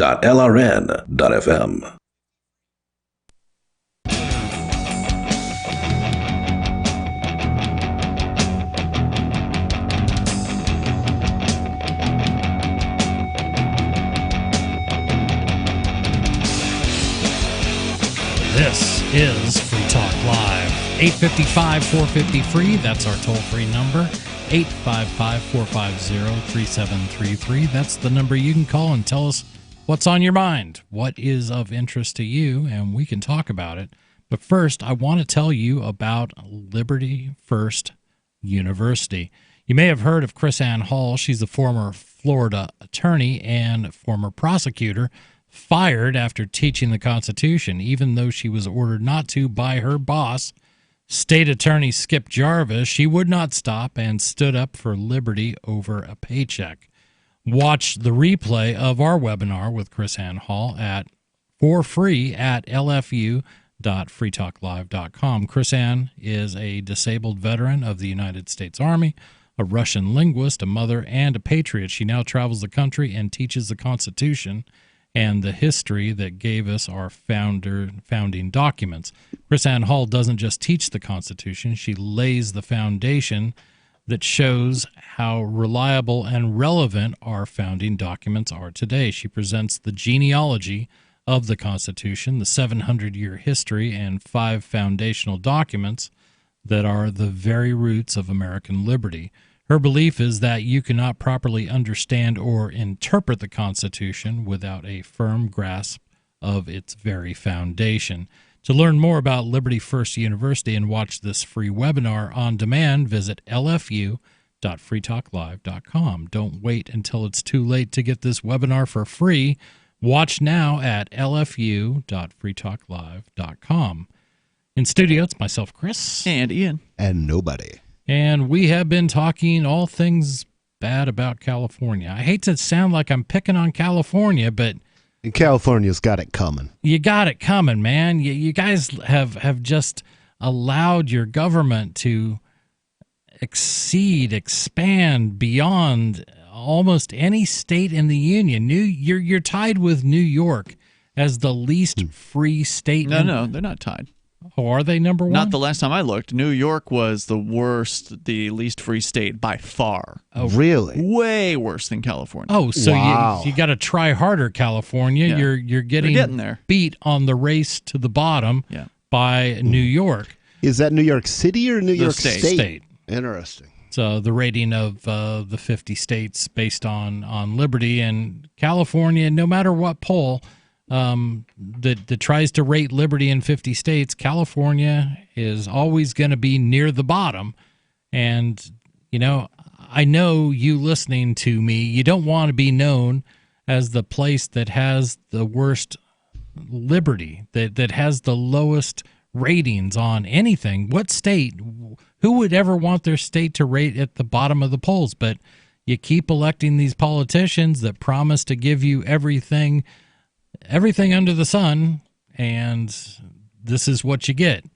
Everything the government says is a lie, and everything it has is stolen. Well, coming up, we can get back into the power outage because I've got a story about estimates that it could cost their economy more than $2 billion. Wow. This one They could build 1,000 condos for that. Well, not just that, but it's twice as much, even for this one, as the rate increase that they were asking for in the first place. Right. Well, that was only 1.1 or 1.2 billion. That was the first bond. Yeah, $1.2 billion. Yeah. So what do you got? Oh, were you done with your no, other story? Well, we were just, basically we can outline all the myriad reasons why this government housing project in Los Angeles is failing. And when it gets to the bottom of it, everything in this article just talks about another regulation that the California legislature has passed and another legislative. This is what happens when you get big government. This is what happens. You can't even house people that don't have anywhere else to go. Well, but even the smaller governments screw it up too, because governments don't have the incentives for excellence. They don't have the incentives to do a good job and do a good job at a good price. Even the city of Keene or whatever, right? Like Los Angeles is a humongous bureaucracy. City of Keene, where we live here in southwest New Hampshire, is nowhere near as large and bureaucratic, but they're still bureaucratic. They're still going to go over costs. They're still going to screw up their jobs, and it's still going to cost way too much for what you actually get. In every single case, government cannot be efficient. It can't. Yeah, and you'll have people say that, well, no one but government could do to build all these houses, only government can do that. And it's nuts. No, there's a lot of houses in America that were not built by the government. Probably so the supermajority I don't see why there couldn't be more. The reason why, no one else can do this is because government stands in the way of people doing it. Like we've talked about Seattle, for instance, where they have a housing shortage. San Francisco, of course, is another example where there's all these tech jobs that attract a ton of workers to these areas. But the government goons stand in the way of development. You can't just buy a plot of land and start building. You got to go and ask permission first. Well, and if you're asking permission, you've got to show charts and you've got to show studies and you've got to beg and you've got to entreat, you've got to pay, you've got to pay bribes, you've got to pay licensing fees, and maybe even then they still won't let you do it. So and even if you build it, you can't get power. Yeah, you can't. Well, right, and you can't. The marketplace cannot expand to what is necessary to support the jobs that are available and the people that want to come into that marketplace. So as a result, the prices of the existing places go sky high because there's no other supply that can be given. So what happens is like what Los Angeles does, and this is supposed to be a potential solution. Government sues another part of government saying we should be exempt from these government regulations that we didn't put in place, but another part of government did. And what they point to is the California Environmental Quality Act. And Los Angeles is actually suing to try to exempt it. They passed an ordinance, but they're having trouble doing it to declare that any of the Proposition HHH projects should be exempt from state laws. Because it costs more, right? Because you can't build anything with those laws in place. It's insane. Yes, and, it is. CEQA lawsuits are a favorite tool of NIMBYs, not in my backyard, to either stop unwanted projects or extract concessions from the developers. In response, California's legislature has passed a law this year exempting Prop HHH projects from CEQA, again, California Environmental Quality Act. This should speed up project delivery. However, Tuesday's audit chided the city for streamlining permitting only after committing funding to projects. The controller's audit also includes a number of recommendations for bringing costs down, including finding more ways to streamline approvals, embracing cost-saving construction methods. Just streamline it. Just streamline. And shift funding from more expensive projects to temporary shelters. Why can't you just streamline? You've doubled the cost. Just streamline. California. So easy. Well, maybe they need more buzzwords. I mean, maybe streamlining enough is not enough. Maybe they need a whole paradigm shift. Maybe the bureaucrats need to go jump in the ocean and solve the problem for the rest of us. Well, but that's what these people want. Yeah. The California people voted for this. Okay, so remember, this isn't like the well, state of course, the representatives. California people were educated by the California educational system. All That's I'm saying why is they got want the it. government they deserve. Yes. It's true. That's true. That's true. You could go Thank have God these- we don't have those people here. Right. You could have these bureaucrats go jump in the ocean, and all the people will do is complain. There's nobody to enforce the CEQA. They need more money for their budget. I'm willing to raise my taxes, and they do it. It's insane. But this isn't going to stop, and they needed a whole change in thinking in California. It's not just the politicians. Maybe people need to hear that. California, people of California, California is your fault. You've got exactly what you deserve and exactly what you asked for. Now you're complaining because you got it. 855-450-FREE. Do you live in California? Please tell me that there's somebody with some common sense out there. 855-450-FREE. This is Free Talk Live. Tahibo Tea Club's original pure Pau d'Arco Super Tea comes from the only tree in the world that fungus doesn't grow on. So it naturally has antifungal, antiviral, antibacterial, anti-infection, anti-inflammation, and anti-parasite properties. But maybe more importantly, Tahibo Tea Club's original pure Pau d'Arco Super Tea builds corpuscles in the blood which carry oxygen to our organs and cells. Our organs and cells need oxygen to regenerate themselves. The immune system needs oxygen to develop, and cancer happens to die in oxygen. The tea is great for healthy people, and it can truly be miraculous for someone fighting a potentially life-threatening disease due to an infection, diabetes, or cancer. Tahibo Tea Club's original pure Pau d'Arco Super Tea is only $34.95 plus shipping. Order now at shopsupertea.com or call 818-984-6100. That's shopsupertea.com or call 818-984-6100. Shopsupertea.com. Hello, I'm Mike Lindell, the inventor of MyPillow, and like all of you out there, I had problems sleeping. Pillows would go flat, I would flip-flop all night long, I would wake up with a sore neck, maybe a headache, or feel like I needed a nap even though I slept 8 hours. When I invented MyPillow, I wanted it to where you could move the patented fill to give you the exact support you need as an individual, regardless of sleep position. MyPillow will get you into that deep REM sleep faster, and you will stay there longer. It's not about how much time we spend in bed, it's about how much of that quality sleep we get. I do all of my own manufacturing right here in the United States. I have a 10-year warranty. You can wash and dry my pillow, and I give you a 60-day money-back guarantee, so you have nothing to lose. And here's my best offer ever. You can buy one of my pillows and get one absolutely free. Go to mypillow.com or call 800-870-0305 and use promo code GCN. That's mypillow.com or 800-870-0305 with promo code GCN. Free Talk Live. No, I just want to reiterate on what you said, and I feel you what you said about the junkie. I mean, I'm with you 100% because I had an ex-girlfriend that was like out there, and it took me a while to even find out that she was a cocaine addict. And I'm talking about I come home to all the electronics gone, you know, and nobody broke into the house. A key was used. What happened was I was trying to be a gentleman, a good boyfriend. You know, I got out of work. She said my car needed cleaning, it was dirty, and I ended up going in her trunk, cleaning out her trunk because that's where I kept the tie shine at. It's the exact same receipt from the pawn shop that the stuff that was missing, item for item. Busted. Wow. They had been to the pawn shop. What happened when you confronted her? She packed her stuff and said she's leaving because I don't trust her. So she gonna say she need to leave. Right, it's your fault. Yeah, it's my You're the fault. bad guy. I thought I found the receipts in the trunk. Right. Free Talk Live, 7 nights a week from 7 to 10 Eastern. Live on the Liberty Radio Network at LRN.FM.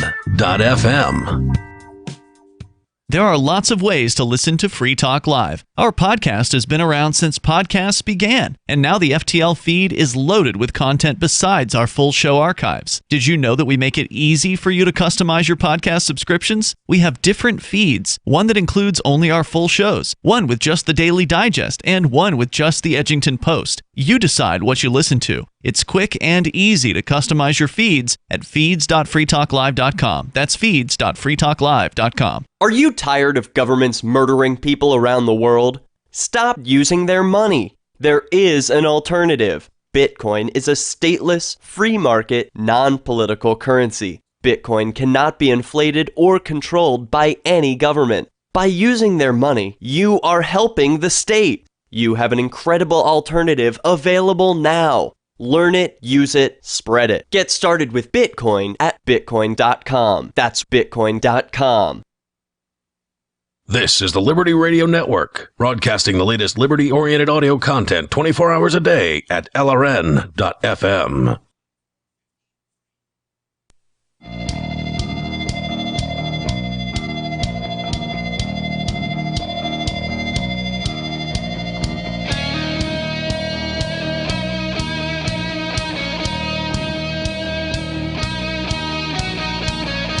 This is Free Talk Live. 855-450-FREE. That's the number you can call to get on the air with us.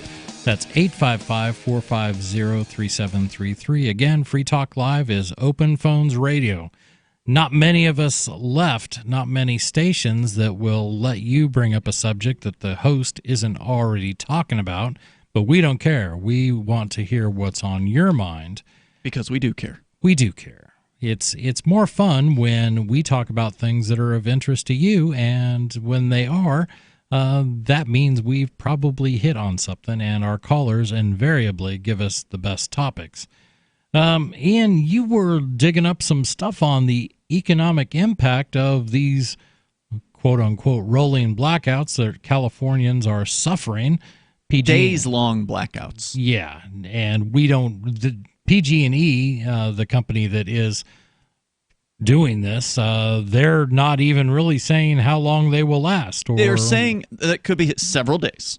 Several days. That's what the reports are. There you go. I'm going to try that if I ever work for somebody else. I'm going to just saying, I'm going to go on vacation. They're going to ask me, how long you going for? I'm just going to say several days. Mm-hmm. Is that okay? It could be a week, it could be a day, it could be 2 months, but I'll be back to work after several days. So we were talking about this earlier in the show, and we got into some of the reasons why these things are happening. Basically, it comes down to there's some dangerous conditions near certain power lines, and those dangerous conditions could be susceptible to fire. If, let's say, a power line was to be brought down by a tree branch or something like that, it could then spark a fire, which could then destroy houses and businesses and could lead to PG&E being sued, which is what happened to them. They're now apparently bankrupt as a result of having to pay out in that particular lawsuit due to the fires that were started due to the brush and the branches, which they say they can't afford to cut down, so they need to increase their rates in order to do more trimming of, maintaining of these power lines. And right now, the government is not so sure whether they want to approve the rate increase. So the government is essentially that which created these problems to begin with. And the problem, of course, now is the fact that the power is actually out. Well, what happens to your business if the power goes out? Well, if you've got a business, or maybe you're not even a business owner, maybe you're just an employee at whatever business it is, a factory. Well, everything's going to grind to a halt there. You're a retail. Good luck running credit cards with the power out. I mean, there's some things you can do as a retailer if the power goes out. I've worked in retail before. I remember working at the big Kmart down in Florida in the late 90s, and there were a few times when the power went out in the store, and you can still manually check some customers out. You can take cash, but you sure as hell can't take credit cards in that circumstance. I would really be interested in finding out if PG&E has to go through all the same hoops that other companies have to go through for environmental reasons too. So, I'm sure they do. Likely. Yeah, but I mean, if the kangaroo rat is found on some area of land where there happen to be high tension power lines, then they're going to take him to the kangaroo court. Right, but are they going to be forbidden from trimming back? I don't know. Brush and stuff like that. Well, right now they're saying their problem is they can't afford to do it. So they need more money, and they're coming to the California Public Utilities Commission, and they're asking for it. So the fallout for this right now is it's affecting countless people, not just the folks that are on dialysis machines or other medical equipment in order to save their life or to extend their life. Those people are obviously threatened by this situation. But business owners, people who count on power. I mean, most businesses usually have to have power to do the thing that they do for the most part. And here's how it rolls. I work for a company who is suffering a blackout, so I can't go to work. Right. So I can't get paid. That's right. So I can't pay my electric bill. You True. know, it's going to roll in every direction away from this, and it starts off with a stupid government bureaucrat doing something stupid. Well, and I was also reading, and I'll get into the economic impact story here from CNBC, but I was reading I've been looking at different stories about this here tonight, and one critic was saying that, well, PG&E needs to do X, Y, and Z. They really need to get their act together. PG&E better get this, do a better job. And we talked earlier about how they really can't do that much of a better job because they're a government-approved monopoly. Right. But even if the government, what is the government going to do to try to incentivize them besides opening it up to a free market, which no one in California is going to propose? Well, what are they going to do? Fine this bankrupt company? Hit them with hundreds of thousands of dollars in fines? That's just going to mean they're going to have to recoup those from their customers. Right. So, I mean, there's no way that you can just whip PG&E into shape. Well, if they're really bankrupt, the thing to do would be to auction their assets, let somebody else buy them, and hopefully run them better. I mean, that's what bankruptcy is supposed to do. Yeah, they may not be in that form of bankruptcy. I suspect they're in one of those forms. It's probably a reorganization, which is, I think, Chapter 13. That's my guess, but I have not read the story about that. They are Chapter 11. They're in Chapter 11. And what does that mean? Okay, Chapter 11, I think, is I don't know. Let's see what that's worth. That's worth another look. We'll look into that here in a bit. But I was thinking Chapter 11 was the full bankruptcy. Well, it involves a reorganization of a debtor's business affairs, debts, and assets. So reorganization. Okay, I may have gotten the chapters mixed up then. So this is the one they could theoretically come out of. Basically. Yeah, and I don't think California wants their largest utility to fold up shop. Well, I mean, the nice thing about that is, the only people who suffer from that is the shareholders. Right. Mm-hmm. And, the shareholders invested in a bad company, right. so they deserve to release their money. Yeah. So CNBC reporting on the economic impact of these power cuts could be upwards of $2 billion, according to some estimates. The state's largest company, as you know, is cutting power this week, beginning yesterday. And it says here, Michael Wara of the Stanford Woods Institute for the Environment estimated the economic cost of the power shutdown could reach $2.5 billion. Quote, if one sums residential and small C&I, meaning commercial and industrial losses, the total is $2.5 billion in outage costs. If one assumes only residential customer impact, it's $65 million. But again, it's a ton of businesses are being affected here, so it's much larger. He said in a tweet on Tuesday. He arrived at his estimate using the interruption cost estimate calculator created by the Lawrence Berkeley National Laboratory and Nexant, which compiles data on the estimated costs of power interruption. And specifically, they're talking about this one impact, okay? We're not talking about if power goes out occasionally over an entire year, $2.5 billion. We're talking about right now, this power outage that could last for what they're saying several days is maybe as much as $2.5 billion hit to the economy. Now, keep in mind, the power company asked for $1 billion extra in their rate increase proposal that has yet to be approved by the Public Utilities Commission. And so it's already being dwarfed by the amount of money being lost here by these business owners and other folks who are being subjected to this. Right. Power outages often hit local businesses the hardest since they don't always have the same large-scale infrastructure and power generators that bigger businesses might have. A day of lost business can also have a greater impact on their bottom line since it's a larger portion of their annual revenue. Since the power cuts are concentrated in suburban/rural areas, WARA did not include large C&I customers. The dollar impact could be much higher if power isn't restored in a timely fashion.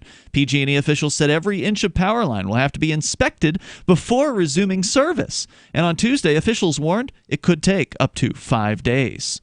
Wow. Yeah. Quote, outages that could last longer than 48 hours. For planning purposes, PG&E suggests customers prepare for outages that could last several days. If you're a business and you're just barely a smaller business, and you don't have a generator on site, most businesses don't. Think about that. I mean, how many businesses around here that you go to have a generator sitting out back that you've ever seen? Most of them probably don't. I've seen some banks that have them. Really? Yeah. Yeah. That's interesting. And yeah, they're becoming more affordable, and more people are doing them. This has bigger impacts, and PG&E as a company, and I don't know if this article gets into it, but as a company is facing.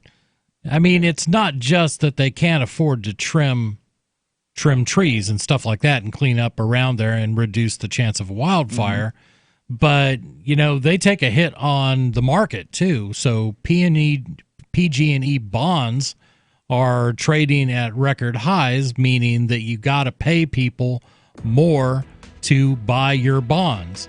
That's how they're trying to stay afloat, and it just doesn't look like PG&E is looking like a house of cards right now, and it's not going to be good. It's definitely not going to be good for people in California. 855-450-FREE. This is a mess, and it was created by government, so you have them to thank. This is Free Talk Live.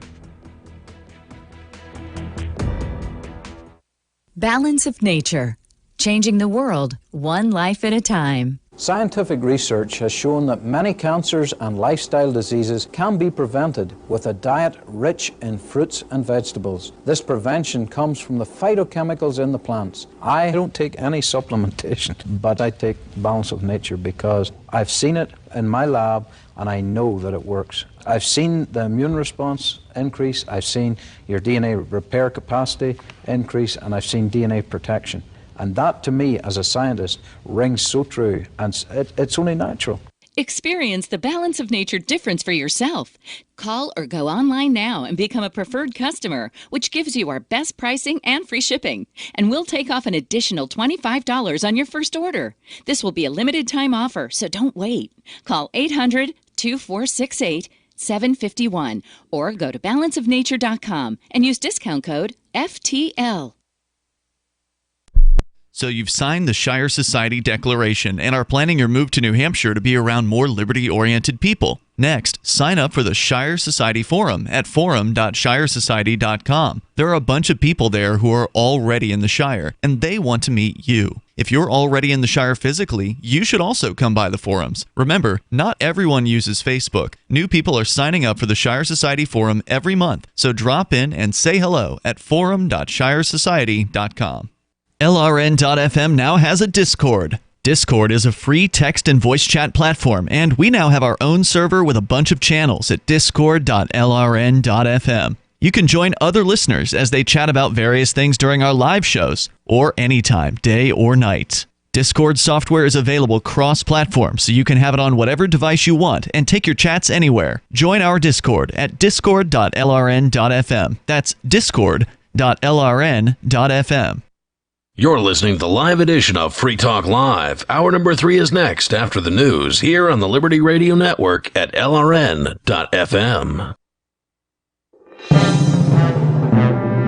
This is the Liberty Beat, your daily source for Liberty news and activist updates. Produced in partnership with SNLS News and listeners like you. Online at libertybeat.news and snls.news. I'm Mick Murrow with your latest edition of the Liberty Beat. Gold is trading at $1,494, silver at $17.50, and Bitcoin is trading around $8,547. Today's prices are brought to you by InnoScale. Take off with Managed Cloud. Looking for a safe, secure way to store your important files online? Let InnoScale handle it for you. Their high-availability cloud servers are the perfect solution for clients needing one or more secure, scalable servers with built-in hardware failover protection. For details, see them online at innoscale.net. In the news, a group of angry farmers in southern Mexico captured the mayor of their village before dragging him through the streets while tied to the back of a truck, after villagers claim that he failed to deliver on major election campaign promises. The Mind Unleashed reports that police eventually freed the mayor, who suffered no major injuries following the violent ordeal. El Heraldo de Mexico reports the mayor was abducted Tuesday by an angry group of protesters armed with clubs and rocks, who tied him to the back of a pickup truck before dragging him through the streets as a mob ran after him. Footage of the incident has gone viral. Following the incident, a violent confrontation broke out between the group and local police, leaving about 10 people injured. The state attorney general's office said 11 people were arrested. 8 hours following the incident, the mayor appeared in the local square and said that he would hold leaders of the Santa Rita community responsible. The Liberty Beat is sponsored in part by Brave Botanicals. High-quality kratom and CBD at reasonable prices with excellent customer service.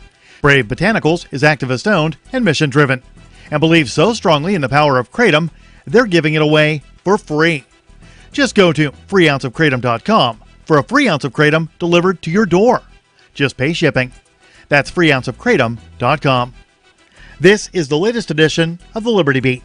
Find us online at libertybeat.news and snls.news. Your news now continues.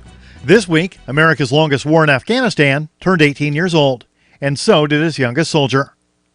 The Mind Unleashed reports that over the span of a now 18-year-long war, an estimated 775,000 American troops have served at least one tour in the historically war-wracked Central Asian country. Very soon, the U.S. will begin sending young service personnel who hadn't even been born at the time of the start of Bush's so-called War on Terror. By the numbers, there are 15,364 active duty enlisted Army members who are 18 years old, and among them, 1,052 of whom were born after the 9/11 attacks. That's according to a report from ABC News. The much smaller, by total numbers, more elite branch, the Marine Corps, has 28,048 active duty personnel aged 17 to 19. An Indiana church has raised the bar of community service for congregations across the United States after it helped to wipe out $7.8 million in medical debt for almost 6,000 families across the state. The Mind Unleashed reports that Northview Church of Carmel, Indiana, teamed up with RIP Medical Debt to use its over $40,000 in donations to eliminate the unpaid medical bills of families across 10 communities in Indiana. RIP, which is based in New York, helps families suffering poverty or whose debt amounts to 5% or more than their income. Beneficiaries are informed through the program that their debt is simply wiped out with no strings attached. The church, which has 7 campuses across the state, had originally announced it would abolish $2 million in debt for 2,500 families in those communities. However, once they announced their plan to wipe out the debt in June, various other churches chipped in to help the cause.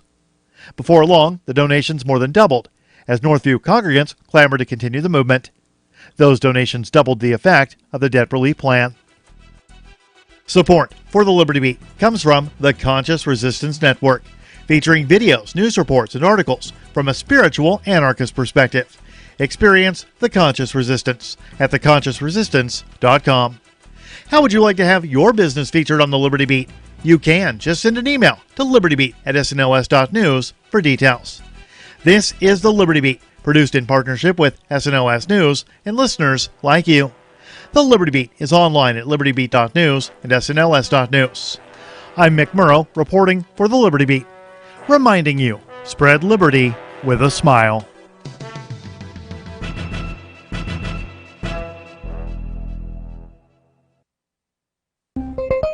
Clark County paramedics responded to a frantic 911 call from a nearby motel this morning, where the Lord our God, divine creator and ruler of the universe, had been found nude and unconscious following his latest suicide attempt.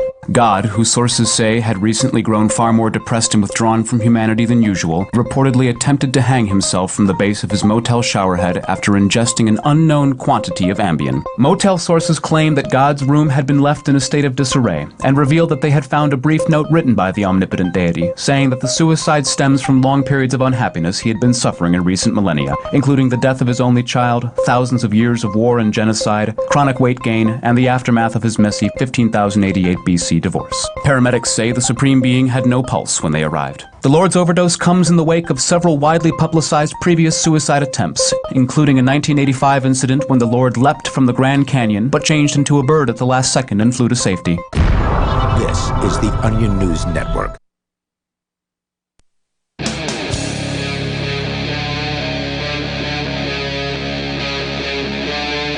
Free Talk Live.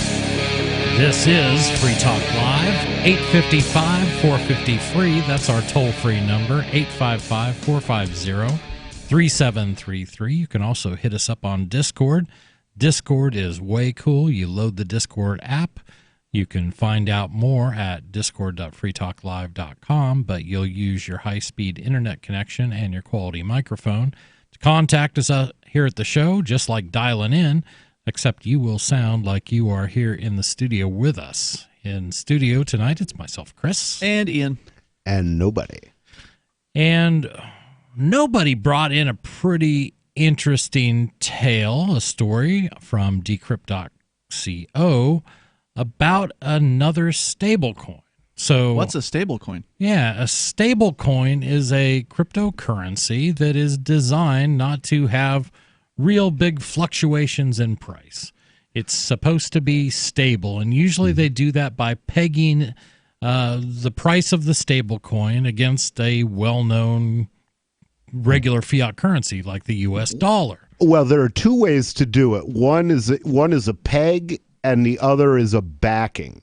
And the difference between pegging and backing is that if you're backed, then you're actually using the coin as a warehouse certificate for some real commodity that you can claim, whereas if it's just pegged, you're doing something artificial to simulate it, right, based on like the price of silver and gold on the futures market. So examples of pegged coins are things like Tether. Tether's well known in the cryptocurrency world. Well, it's Tether pegged. is backed. They're supposed to have dollars in the bank that they will give you back if you send USDT to them. Right, it's a dollar-backed coin. Right. Right. It's backed but not supposedly pegged. Right, and I question whether it's really backed. There are a and lot of people people have do. been asking that question, but other stable coins track the price of the dollar or the euro or whatever. Backed coins there's a few of them out there that are actually backed by something.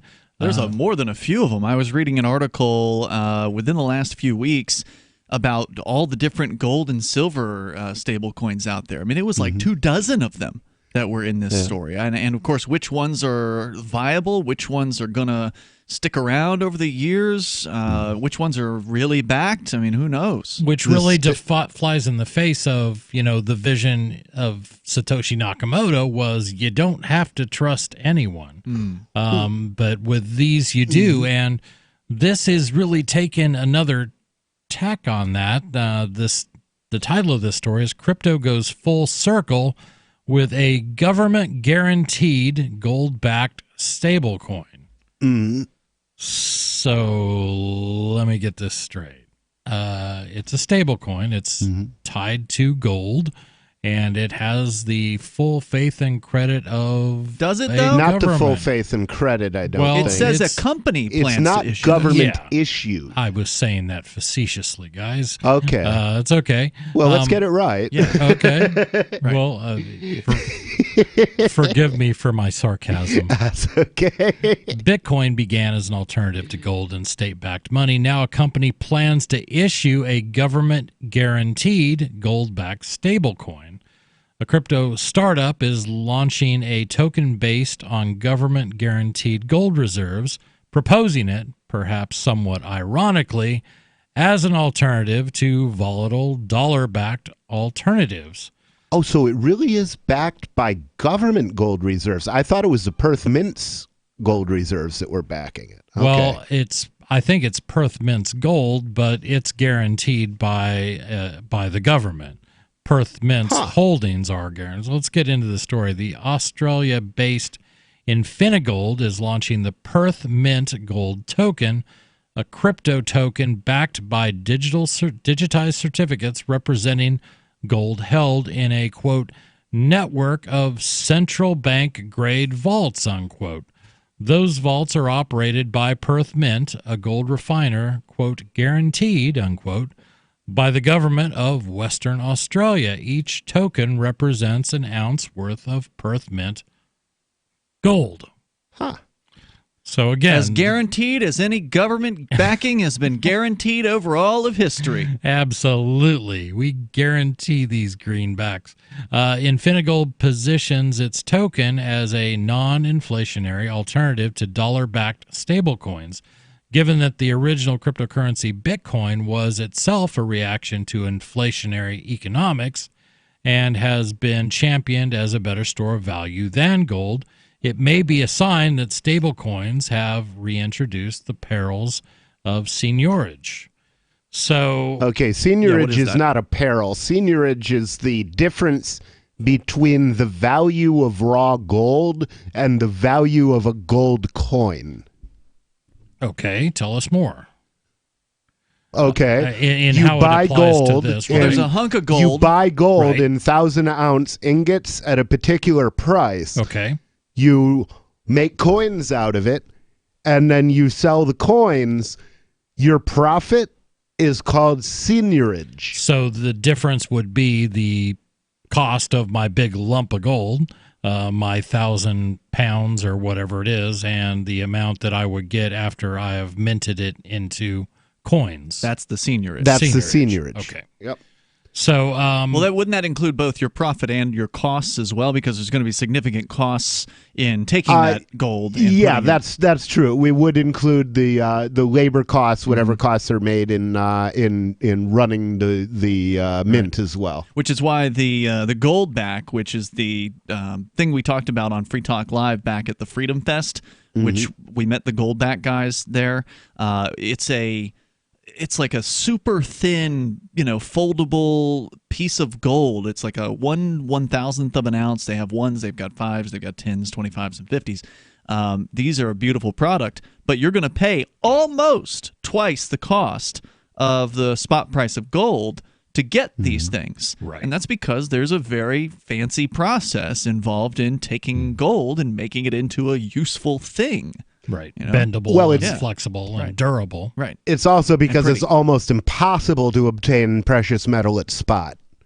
Sure. Which says to me that the published spot price is not actually the price of gold. Indeed, Infinigold compares its product with dollar-backed stablecoin, saying PMGT offers owners superior transparency. Sure, we've got it. Credit quality, risk diversification, and hedging against market volatility. Well, it's just a different set of risks. Yeah, you're just telling us. In this case, it's the risk that the government's going to continue backing. To me, it's introducing another risk. What's that? First of all, I have to trust Infinigold, the company. I have to Yeah. trust them. I have to trust that their blockchain is truly their blockchain. It is truly representative. Well, it's not blockchain. It's ERC20. So this is going to be on the Ethereum blockchain. Okay. So that's pretty trusted, right? Like Ethereum's the number 2, I think, crypto right now. Number 2, number 3, something like that. It's up there in the top 3. Yeah. By market cap. So Ethereum's pretty trusted. They've got a ton of tokens on the Ethereum network. So really all you have to do is trust that they actually have the gold. And I guess that's why they're saying, well, it's a government vault. It's the government's gold. So of course we've got the gold. It's not the government's gold. It's Perth Mint's gold. The government is insuring it. Oh. So in order for you to lose it, first Perth Mint has to fail, and then the government has to collapse, so they can't pay out on the insurance. Well, couldn't they just, couldn't the government just steal the gold and tell Perth Mint it's still in our vault? Well, the government could blow the world up if they wanted to, hold so on. sure. According to thenextweb.com, which is the version of the story that I have in front of me, reporting on the same news, they say Perth Mint is wholly owned by the Western Australian government. Oh, okay. Yeah, That's, this isn't a private mint. That I didn't know. I thought the Perth Mint was just a company. Apparently not. That explains the confusion. So they even link to the Perth Mint website with their frequently asked questions here. So so you have government offering a government-guaranteed gold-backed stablecoin. I don't know. What do you think? I'll tell you what, the gold-backed dollar worked real well. It wasn't until they got rid of that things went bad. It's true. The idea that government guarantees mean a whole lot to you. What do you think? Let me know. 855-450-FREE. This is Free Talk Live.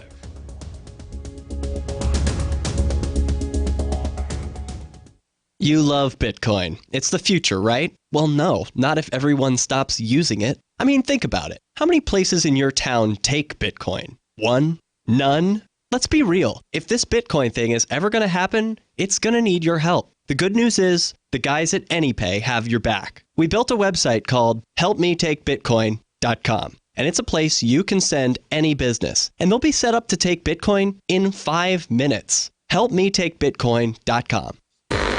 Warning, this is a privacy alert. You are being spied on right now as I speak by your phone. If you want this to stop, visit GoDarkBags.com and we'll show you how elite military units protect themselves and how you can too. Go Dark Bags are lab tested and guaranteed for life. Visit GoDarkBags.com now and enter discount code FTL to save 15%. That's GoDarkBags.com. Discount code FTL. Your privacy depends on it. End transmission.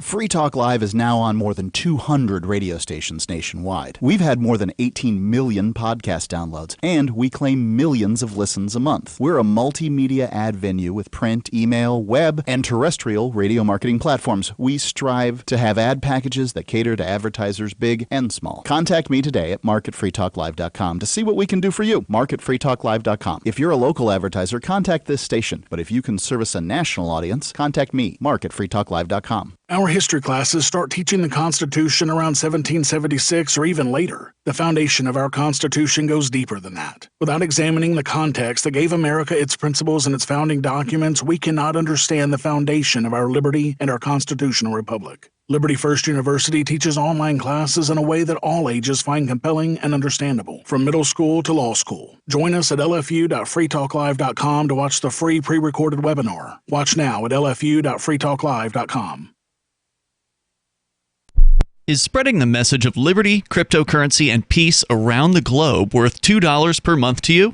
As you may already know, in addition to our internet feed, LRN.FM broadcasts on free-to-air satellite across North and Central America, as well as Sub-Saharan Africa. And we've been available on satellite for free 24/7 since 2010. The LRN.FM free-to-air satellite signal is reaching some of the most oppressive regimes in the world, and there's no doubt our ideas are making an impact. You can learn more about the channel's impact by watching the 3-minute video at fund.lrn.fm. If you'd like to help free minds globally with our ideas of liberty, cryptocurrency, and peace, you can donate as little as $2 per month via fund.lrn.fm. You can help us continue and expand our satellite broadcast to multiple continents. Visit fund.lrn.fm today, and thank you for your help. Don't forget to share the link on social media. That's fund.lrn.fm.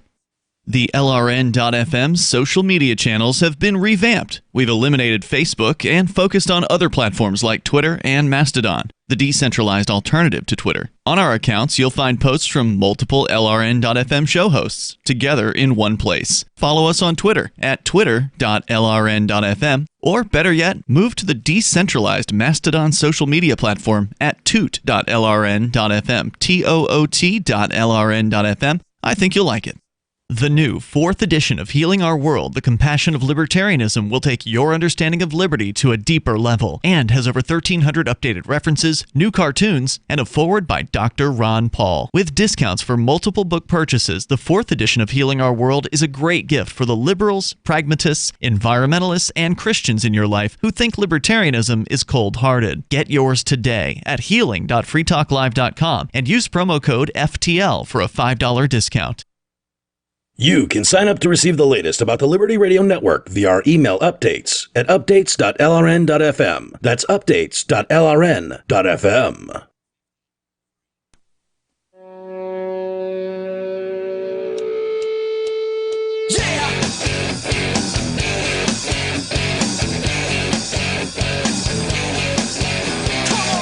This is Free Talk Live. 855-450-FREE. That's our toll-free number. That's 855-450-3733. We're talking crypto, as we are prone to do, and something that is a little different, a little bit interesting, and I think I'll let you guys, and I'll throw out some questions, and I'll probably try to poke some holes in this, but it is a crypto completely backed by a government guaranteed supply of gold, and they want to create a stablecoin. In other words, what this cryptocurrency will be is equivalent to the value of gold, I guess, that you purchased or you wanted to buy in. If you buy a token, it could be worth a fixed amount of gold, and its price would only change with the stability of gold. You know, if it could go from $1,300 an ounce to $1,400 an ounce, or $1,500 to $1,200, or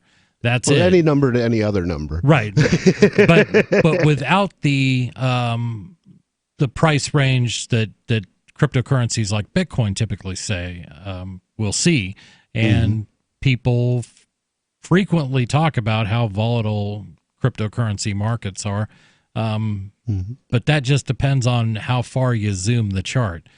You can look at certain periods of Amazon.com and see the same kind of fluctuations you get with cryptocurrencies. It's not one thing or another. It's just well, what it you is. can, but that's not a currency. That's a stock, right? Sure, but people don't often complain about the volatility of a stock. Well, no, And you buy a stock because it's an investment. You have currency to pay for things, and so you don't want a currency that keeps changing in value. If it's going down, you lose your money, and if it's going up, nobody will spend it. So either way, you're toast. So either way, people look at various cryptocurrencies as investments because they, in some cases, are useful, or they're a better store of value than gold or than regular currencies. Okay, I'm not going to go anywhere near saying that cryptocurrencies are a better store of value than gold. That's come back when you can show me 1,000 years of history on cryptocurrencies, and we'll have that discussion. We'll have to do that. I will mark my calendar from 1,000 years from now. But in the meantime, I can certainly look at 10 years and say that cryptocurrencies, actually most cryptocurrencies, have performed better than gold has over 10 years. I can show you very 10-year short periods over which gold has dropped in price. Yeah. So, yeah, which is true too. Yeah. So the idea that Infinigold is going to produce the Perth Mint gold token that will probably likely be a little bit more stable than a cryptocurrency. It will not be tied to a U.S. or to the Australian dollar or any other fiat currency. I think that's a good thing. Yeah. All you have to do is trust that the Australia-backed Perth Mint gold token represents real gold that's actually in their vault. And that vault, that gold will be tied to you. Apparently, the Perth Mint was opened, this according to their own frequently asked questions at perthmint.com, in 1899 as a branch of Britain's Royal Mint. The Perth Mint was established to turn the gold from the Western Australian gold rush into sovereigns for the British Empire. Gold Corporation was established by the Gold Corporation Act of 1987. And then in 1988 to take over the operations of the mint, and is now wholly owned by the government of Western Australia. So they've been around since 1899. Did they talk about auditing their gold, or have they performed audits? I don't know. I suspect that that sort of thing happens. That's usually it's the question I would have with a stablecoin, no matter what it's tied to. If it was oil. If your stablecoin... Well, oil you need to audit too. Yeah. If you want your stablecoin to be taken seriously, you've got to have a third-party audit. Right. If they don't buy that stablecoin, I would say. Well, exactly. And my question is, how many people... I'm just looking to buy some of these. How many people do I have to trust? That's my question. How many people do I have to trust? I have to trust... Infinigold and the Perth Mint in this case. Right. And Whereas with Bitcoin, remember, you do have to trust your own guess about the future value of Bitcoin. And there's no reason, it's been around for 12 years and it's been worth something for 12 years or maybe 10 years. That doesn't mean it's going to be worth anything tomorrow, because you also have to trust with Bitcoin, you have to trust that the programmers aren't going to botch it up. Exactly. Right. And you have to trust that what happened to BTC isn't going to happen. And they're going to say, well, we don't care about keeping the coin working because, your solution isn't pure enough. Doubling the block size isn't pure enough. So we're going to pay attention to religion instead of quality. So Infinigold is saying that they are going to be 100% backed. I mean, they've got the gold there. They're claiming that. My issue with this type of thing is, okay, it's guaranteed by a government. And not only do I have to trust Infinigold, I have to trust the Western, I have to trust the backing. I have to trust that the money is in a vault. With Bitcoin, I have to trust the math. That's what I have to trust. Well, no, you have to trust the math and the market value. No, I don't have to Is the market value going to go to $1 a Bitcoin? We don't know. Do I have to trust that? No, that's not the question of Bitcoin. You're placing all the discussion on value. All I have to do is say that a Bitcoin is worth a Bitcoin. And for it, okay. Yeah. So in other words, you don't have to trust it because it makes no promises. Well, I can also say that this is worth an ounce of gold. That's a real thing that you can hold in your hand. Right. You can have a pile of gold at home, and slowly but surely for your spending money, you buy a few of these Perth Mint coins, okay, and use them to pay for your cryptocurrency, and that way it's still backed by gold. Correct. But your real fortune is the actual gold that you have at home. But the every Perth day Mint I have thing to trust makes them. it liquid.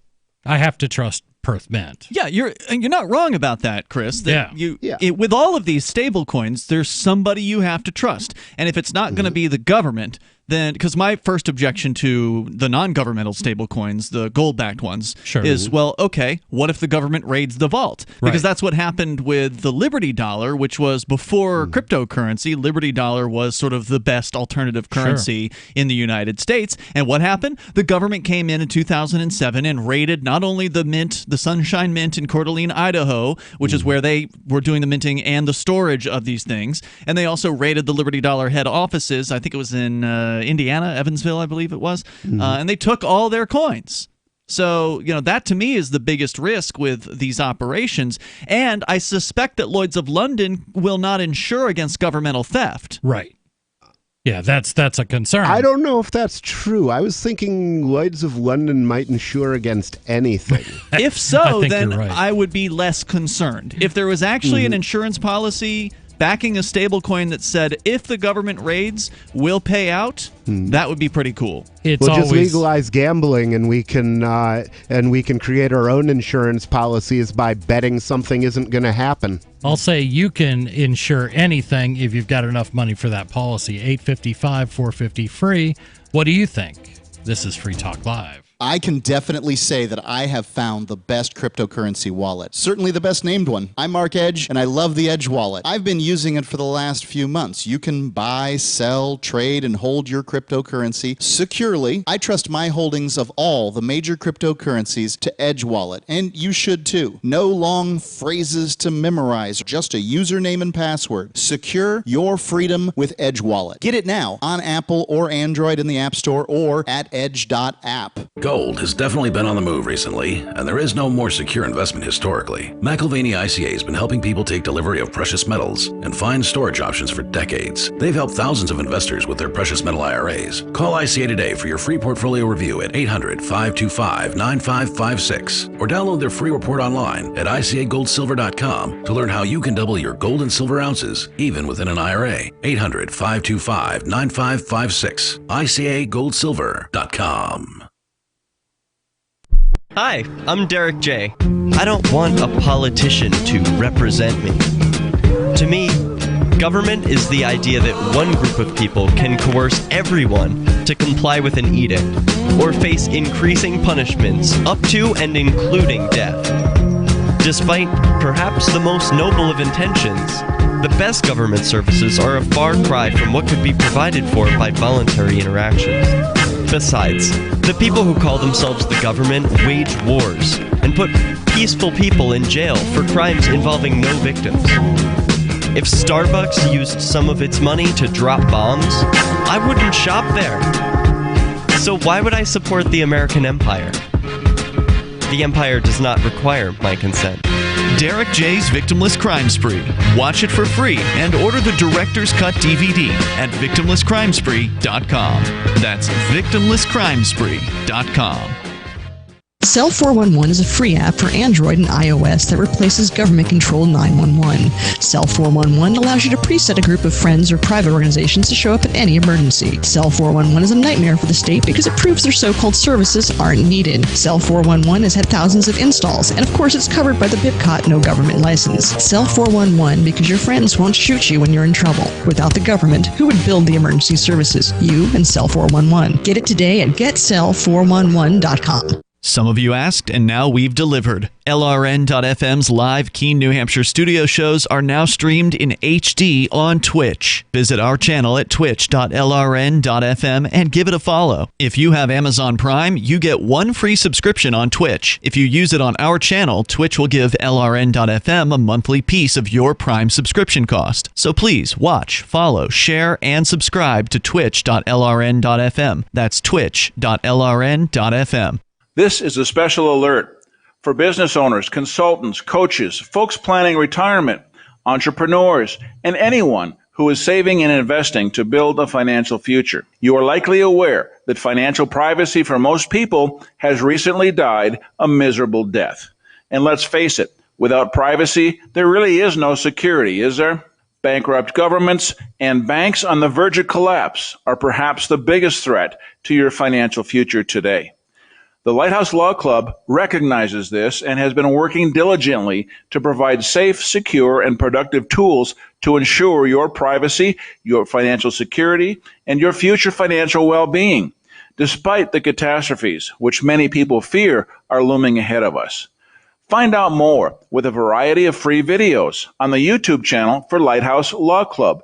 Just search YouTube for Lighthouse Law Club and secure your future today.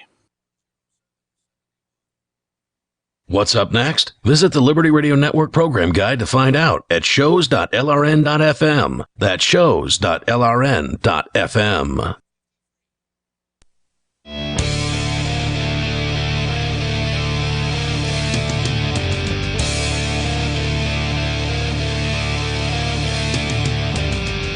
This is Free Talk Live. 855-450-FREE. That's our toll-free number. That's 855-450-3733. I wanted to take a moment and thank Robert Womack III. Robert Womack III.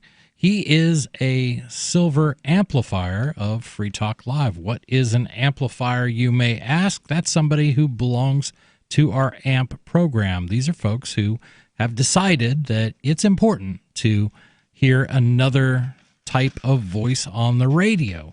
Somebody who's not just giving you the Republican talking points, not giving you the Democrat talking points. We're giving you the Libertarian talking points. Certainly you will get that here, and you'll get an opportunity to actually give us your talking points, your point of view, where other shows might not. And Robert has pledged to give us $5 a month to go towards us getting on more stations and doing more to get the ideas of liberty out there. So thank you, Robert. Silver Amplifier. To find out more about the AMP program, that stands for Advertise, Market, and Promote, you can go to amp.freetalklive.com and find out more about what you can do to help Free Talk Live. In studio, it's myself, Chris. And Ian. And nobody. And we have been talking, it's been a stablecoin conversation. We're talking about this stablecoin called Infinigold, or I should say, that's the company that is launching the Perth Mint Gold token. It's going to be a cryptocurrency that is going to be backed by actual gold, so they claim. And that's an interesting idea in that this token happens to be backed by government-guaranteed gold reserves and held in a vault in Australia. So, or actually they said in a network of central bank grade vaults where that happens to be. This article doesn't really share. So the idea is that your coins will be backed by something physical. This is something we hear a lot of criticism around cryptocurrencies. You know, what's Bitcoin backed by? What's Bitcoin Cash backed by? Yeah. And basically it's backed by transaction fees. Okay. Bitcoin Cash? And Bitcoin. It's backed by, I mean, the one thing that you can get. You're telling me for the Bitcoin, one that's thing of action- value is transaction fees? Yes, because that's the one thing that you can use Bitcoin for directly is to pay for Bitcoin transactions. It seems a little circular. Exactly. And that's the whole issue, is that it is circular. Whereas I love the idea of a stable coin. Now, and if you want to limit your risk from stable coins, one of the things that you should do is, if you want to be exposed to gold, then accumulate gold stable coins from a variety of mints. Or couldn't I just accumulate gold? Well, that's the other thing, is also accumulate some gold. The problem with gold is it's bulky and it's heavy and it's hard to move. So in theory, what you really want to be able to do is take the gold in your basement, take a few ounces of it down to the local pawn shop or gold shop and trade it for these stable coins that you can then use to buy a cup of coffee. I want to go back to the statement about Bitcoin and what it's backed by, because I disagree with you on this. I think that the Bitcoin and cryptocurrency in general is backed by, and what makes it valuable is the fact that it is cryptographically secure and it has an incredibly diverse network that exists behind it. The payment network, the strength of that network, the uncrackability of it, the decentralized nature of it. Yeah. This is valuable, and that's that network is run purely for transaction fees. So that's exactly what I meant when I say it's backed by transactions. Well, okay, but backing isn't the. I mean, when I think of backing, I think, what's the value that's behind this thing? The fact that there are transaction fees is immaterial to its value, right? Like, all cryptos have transaction fees, except for a few of them. I mean, most of them do. Right. But most of them aren't worth talking about because they're not worth anything. Right. And transaction fee may be so low that it's negligible to you, but they're there. But, you talked about these stable coins being valuable to you because there's something behind them, and I don't disagree with you there. But remember, all of these stable coins that I've ever seen are tokens on the Ethereum blockchain. If they're not on Ethereum, they might be on Tron or one of these other blockchains. Stellar is big on stable coins. And we'll want to get into Stellar here in just a moment, because why not? But let's just talk about the Ethereum blockchain for a moment. This is a large blockchain. It is, competitive with Bitcoin. I don't know how many, people are mining Ethereum right now. I don't know how many nodes there are, but I suspect there's quite a few of them. So you've got a pretty valuable network that backs the stable coins. In addition to the stable coin being backed by a physical product in the case of gold, the network is also backing that product, because if the Ethereum network fails, you don't have a stable coin you can move anymore. Right. So from time to time,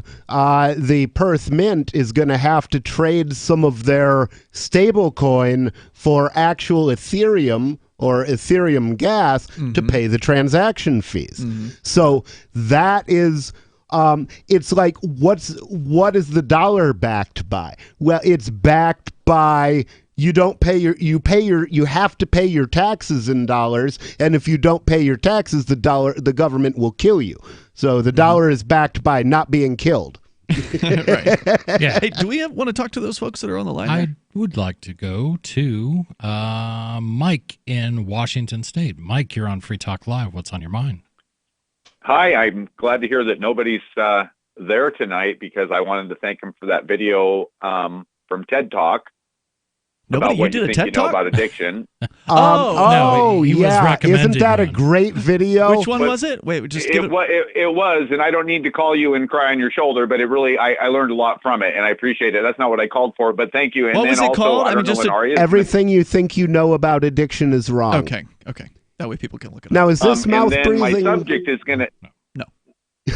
Go ahead, Mike. Go ahead. My subject is actually, even though I live in Gold Bar, I'm going to talk about silver, but I don't know, is Aria going to be home soon? Because I have a poem for her when she returns to the airwaves. And Aria will be back on Monday night. She'll be back Monday. She'll love the poem, I promise. It's not a gag. Anyway, silver. I'm dirt poor. I make almost the exact same amount of money monthly that an ounce of gold costs today. Okay.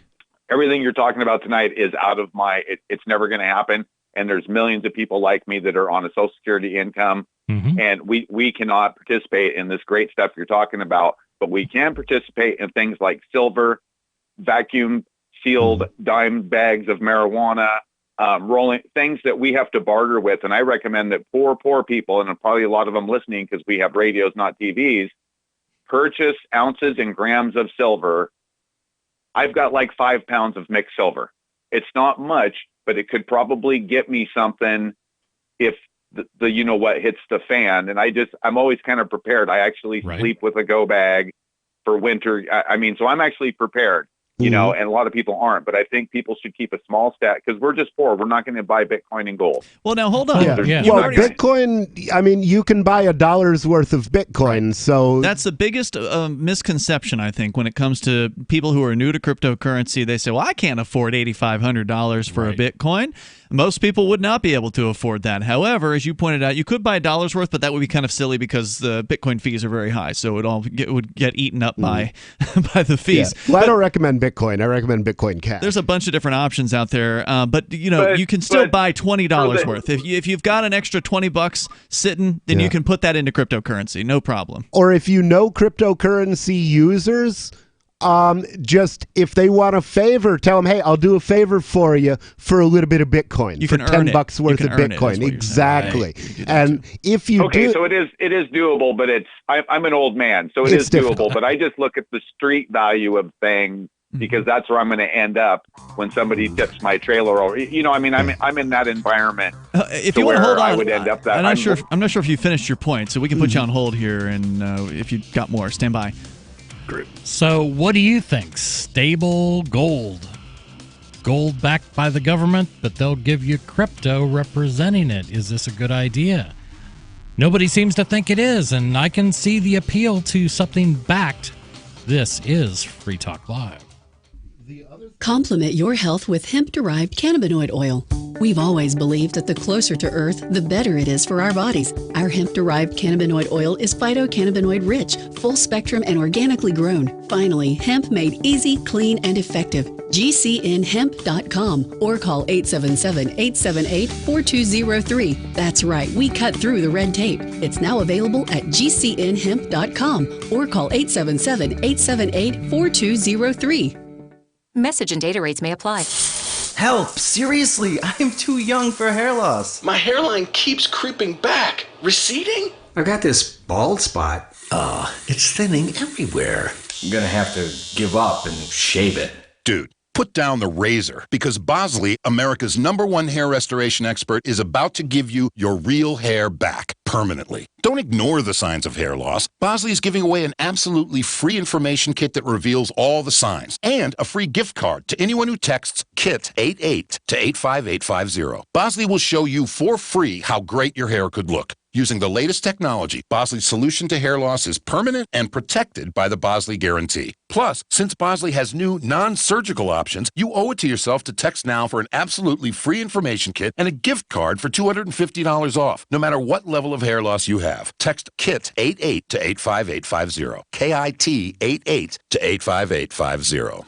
Hi, this is George Norrie. I'll be in the Chicago area October 25th and 26th for the Health Freedom Expo. It's going to be an incredible weekend of lectures, workshops, and exhibits with leading experts and the newest products in natural and alternative medicine. Join speakers Jeffrey Smith, Lisa Oz, Patch Adams, Ocean Robbins, and Doc Wallach, and get your tickets today at TrinityHealthFreedomExpo.com. You have a right to a naturally vibrant and healthy life. That's TrinityHealthFreedomExpo.com or call 1-888-658-3976. On Free Talk Live, we're bringing people to the ideas of liberty every day. From wrestling superstars like Glenn Jacobs. You guys really are having an impact, I believe. Like I said, a lot of where I am now is due to listening to Free Talk Live. You changed my mind on some very important issues years ago. To random people tuning in on the radio. I was kind of stuck in the left-right paradigm. I heard your show by chance on a Saturday night. From there, I went on, joined the Free State Project, and become an amplifier. So, I mean, that's really the reason why I amp is because I know that if it wasn't for you guys being on as many stations as you are, I never would have found the ideas of liberty. Your amp will directly change more lives by getting Free Talk Live in front of people looking for talk radio online and on the air. When you AMP Free Talk Live, you get perks like access to the AMP-only Facebook group and AMP podcast. Visit amp.freetalklive.com. So you've heard all 3 hours of the latest episode of Free Talk Live, and you're still hungry for liberty-oriented audio content? Did you know that we have another 24/7 audio stream at LRN.FM? The Liberty Radio Network airs the latest episodes of some of the best liberty-oriented podcasts on the internet around the clock. In addition to recorded content, you'll also hear live shows like Free Talk Live, originating from our Keene, New Hampshire studio. So listen anytime at LRN.FM. That's LRN.FM. Are you a cryptocurrency advocate? The Crypto Tip is the ideal outreach tool to help new people discover cryptocurrency. It's a printable business card-sized tip that you can give to service providers, preferably in addition to a good cash tip. When the server scans the QR code, it'll bring up an explanation of cryptocurrency, how to install a wallet, and allow them to claim the tip. If they don't claim the crypto, you get your tip refunded to you after a time period you specify. Plus, if they do claim the tip, you get an email alert. Create as many tips as you want at cryptotip.org. That's cryptotip.org. Join the LRN.FM Discord for live chat 24/7 at discord.lrn.fm. That's discord.lrn.fm.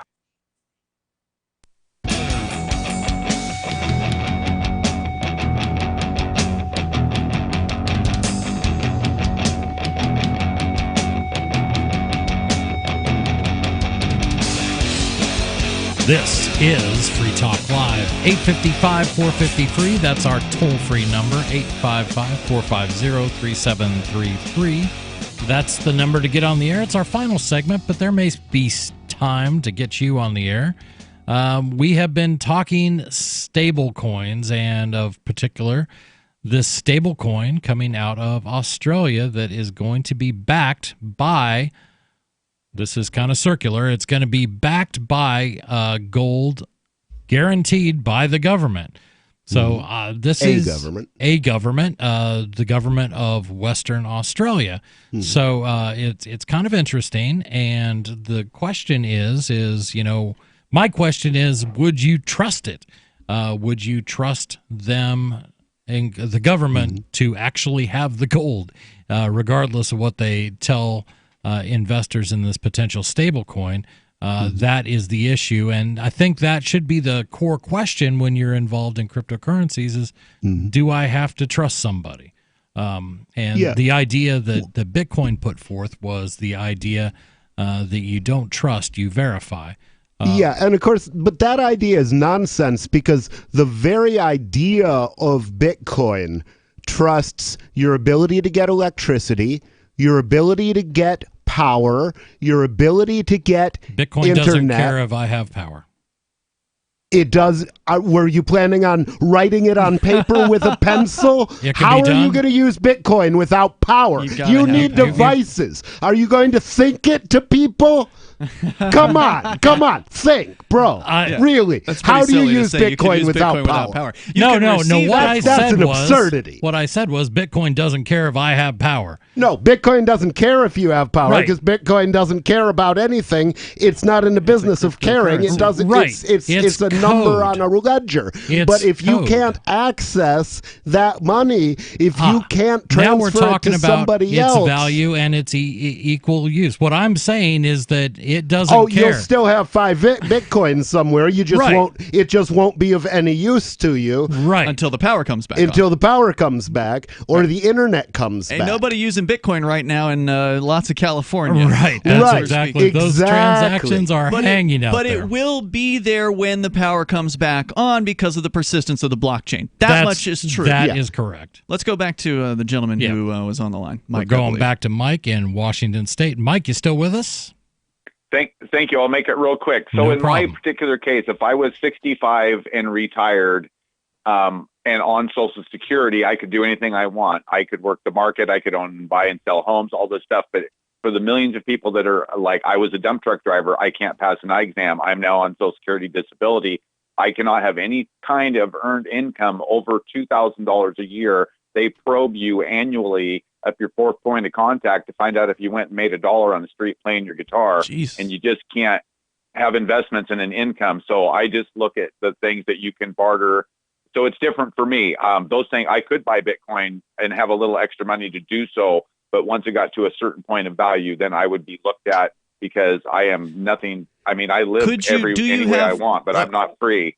Okay, I don't know what this lifestyle is like. It sounds really frustrating. But if you had Bitcoin, well, I make $1,300 a month. Right, but you're saying the government's going to get into your business. I'm asking you, can you sell a thing for cash and not tell the government about it? That's how you got it. Yes, you have. Right, Yeah, everything. So that's just what you got to put do. Your money under the mattress. If you get some Bitcoin or some cryptocurrency of some sort, you just got to find somebody who's willing to buy it from you for cash. If you want to cash it out, just don't tell the government about it. Exactly. Yeah. Right. So you can do that. But in the meantime, I keep beef jerky and rolling papers and things that I can trade because I'm always downtown because I travel on the bus system to the VA, which is 3 hours of all the stuff that's down there. You know, and if we got in a really serious pinch, of course, I would be robbed and tipped over out of my wheelchair immediately. But well, I hope that doesn't happen to you. But I keep a backpack of things that I can trade for safe passage through Chinatown and Seattle, say, for instance, because even today it's dangerous there. Hopefully it doesn't get that bad. I look at it that way. I'm always prepared for the big storm. Good idea getting some silver. Thanks for the call. Thanks for the call, Mike. We're going to stay on the phones where we're going to go to Olivia in Arizona. Olivia, you're on Free Talk Live.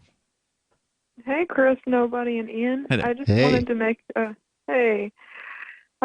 to make a quick point at how absurd this is that they're allowed to shut the electricity off. Is that on offgridsurvival.com they have an article where Reason Magazine went out to Los Angeles County. They went out to the deserts where these people are in the middle of nowhere. They're bothering no one. They were living off grid. And people got arrested and thrown in a cage for not hooking up to the electric system. Wow. You are not being a valuable PG&E customer. You need to go to jail. Exactly. Wow. You're not paying for electricity that isn't even reliable. I can't believe that this isn't like a national emergency, honestly. How can they shut off power to people? Like you said, they for throw a lot switch. Of people, this is Well, the first thing you have to do in order to do that is buy the media and get the media going full tilt on all channels, saying this is all normal, this is all okay, there's nothing unusual going on here, and people will believe it. The media is going after PG&E. I mean, they're targeting PG&E as though they're the ones who are causing this problem, when, of course, the reality is it's the California government and their regulations and their utility commission that has guaranteed PG&E a monopoly. That's what's causing the problem. And by extension, the people who voted for regulations. Yeah. 2 years ago on the Los Angeles Times, they covered several people who have like battery solar power and battery storage in their garages, and they had a representative from the electric company or from somewhere saying, "Oh, it's not cost effective, blah blah blah. It's not feasible for the regular customer." And it's just like, man, I bet that guy's glad he invested now. So the idea of regulations requiring you to hook up to the grid, this is pretty widespread. It's not just, I remember a story out of Florida where the guy was off the grid and, they would not certify his home and I think the story ended with the county government or somebody trying to, what's the term I'm looking for? Declare something unfit to live in. That would be condemn. Condemn. Thank you. Condemned housing because they were trying to live off grid, and this happens all over the place. It's insane. Olivia, if the government, if the government had not approved this would be an emergency. Like this would be an emergency zone. But since the government's like, we'll think about it. You can go ahead and shut the power off for these people. It's okay. Does that make any sense at all? It's insane what's going on out there. Don't expect government to make sense. Yeah. Olivia, thank you so much for the call. We're going to go to David in New Mexico. David, you're on Free Talk Live. Yeah, I'm at PG&E. Yeah, can you hear me? Yeah, I can. Loud and clear. Yeah, on that PG&E thing, ideally all the electric companies would all go out of business and you'd be better off if you learned to cope without it. But on the fire thing, there's several different aspects, and you're out of time. So the most important one is that the government is using this fire fear thing in a bunch of different ways. And there's just one component is that The natural state of things should be that you should be able to drive down the road or walk through the forest chucking lit matches, and there shouldn't be a problem, because before humans came along and controlled fire, lightning started fires left and right, and where the lightning failed to do it, the natives came along and did it for the lightning. And then what happened is whenever a fire did start any time of year, anywhere, it only burned a few acres because lightning and the natives had been coming along and keeping it burned to a great degree continuously. And the government has been getting in the way of that process and causing this danger. It's the equivalent of if you decided to store a couple hundred gallons of gasoline in your garage in 5-gallon pails, and then someone walking down the sidewalk smoking to set your garage on fire, and then you blame it on the person walking down the sidewalk smoking. That's what the government is doing to us. Come on, David. I mean, farmers can go out and do controlled burns unless you happen to live in the Hammond Ranch in Oregon, where the federal government threw them in jail for 5 years because they were trying to do controlled burns. Yeah. Right. So we need to get rid of the government, and so everybody needs to practice their coordinated fighting skills, because that's the best thing that could possibly happen.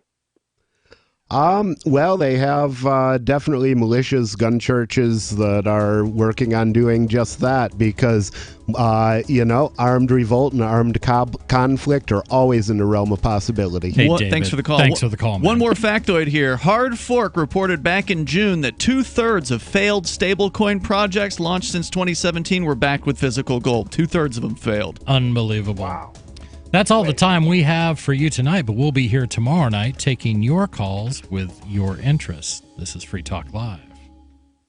Do you have a crypto wealth advisor or coach? If so, has your cryptocurrency advisor been investing in technology stocks for over 20 years? Have they left the corporate world and retired? Or are they still trying to make a weekly paycheck? Have they produced six-figure results for their customers in the past 30 days? And very importantly, are they a member of the Digital Currency Council? Seth Maniscalco is the founder of Crypto Wealth Coach and CryptoWealthCoach.com. Seth invested in his first Roth IRA at 19 years old while living abroad, and has been investing in Wall Street and technology for over 20 years with experience in all the money markets. By comparison, so many of these so-called crypto gurus have barely been alive for 20 years. Seth has not only experienced personal success from his own investments in crypto, he has also helped his clients earn 6- and 7-figure incomes, including helping investors make over $750,000 in EOS in 90 days and 1,225% in only 5.5 months with Chainlink. Seth has help for the small do-it-yourself guy on up to crypto whales. Increase your wealth. Visit CryptoWealthCoach.com. Free speech is protected on the internet, right? Not always. Government agencies try to limit free speech and commerce on the net. Luckily, when they do, the Institute for Justice is there to defend your First Amendment rights.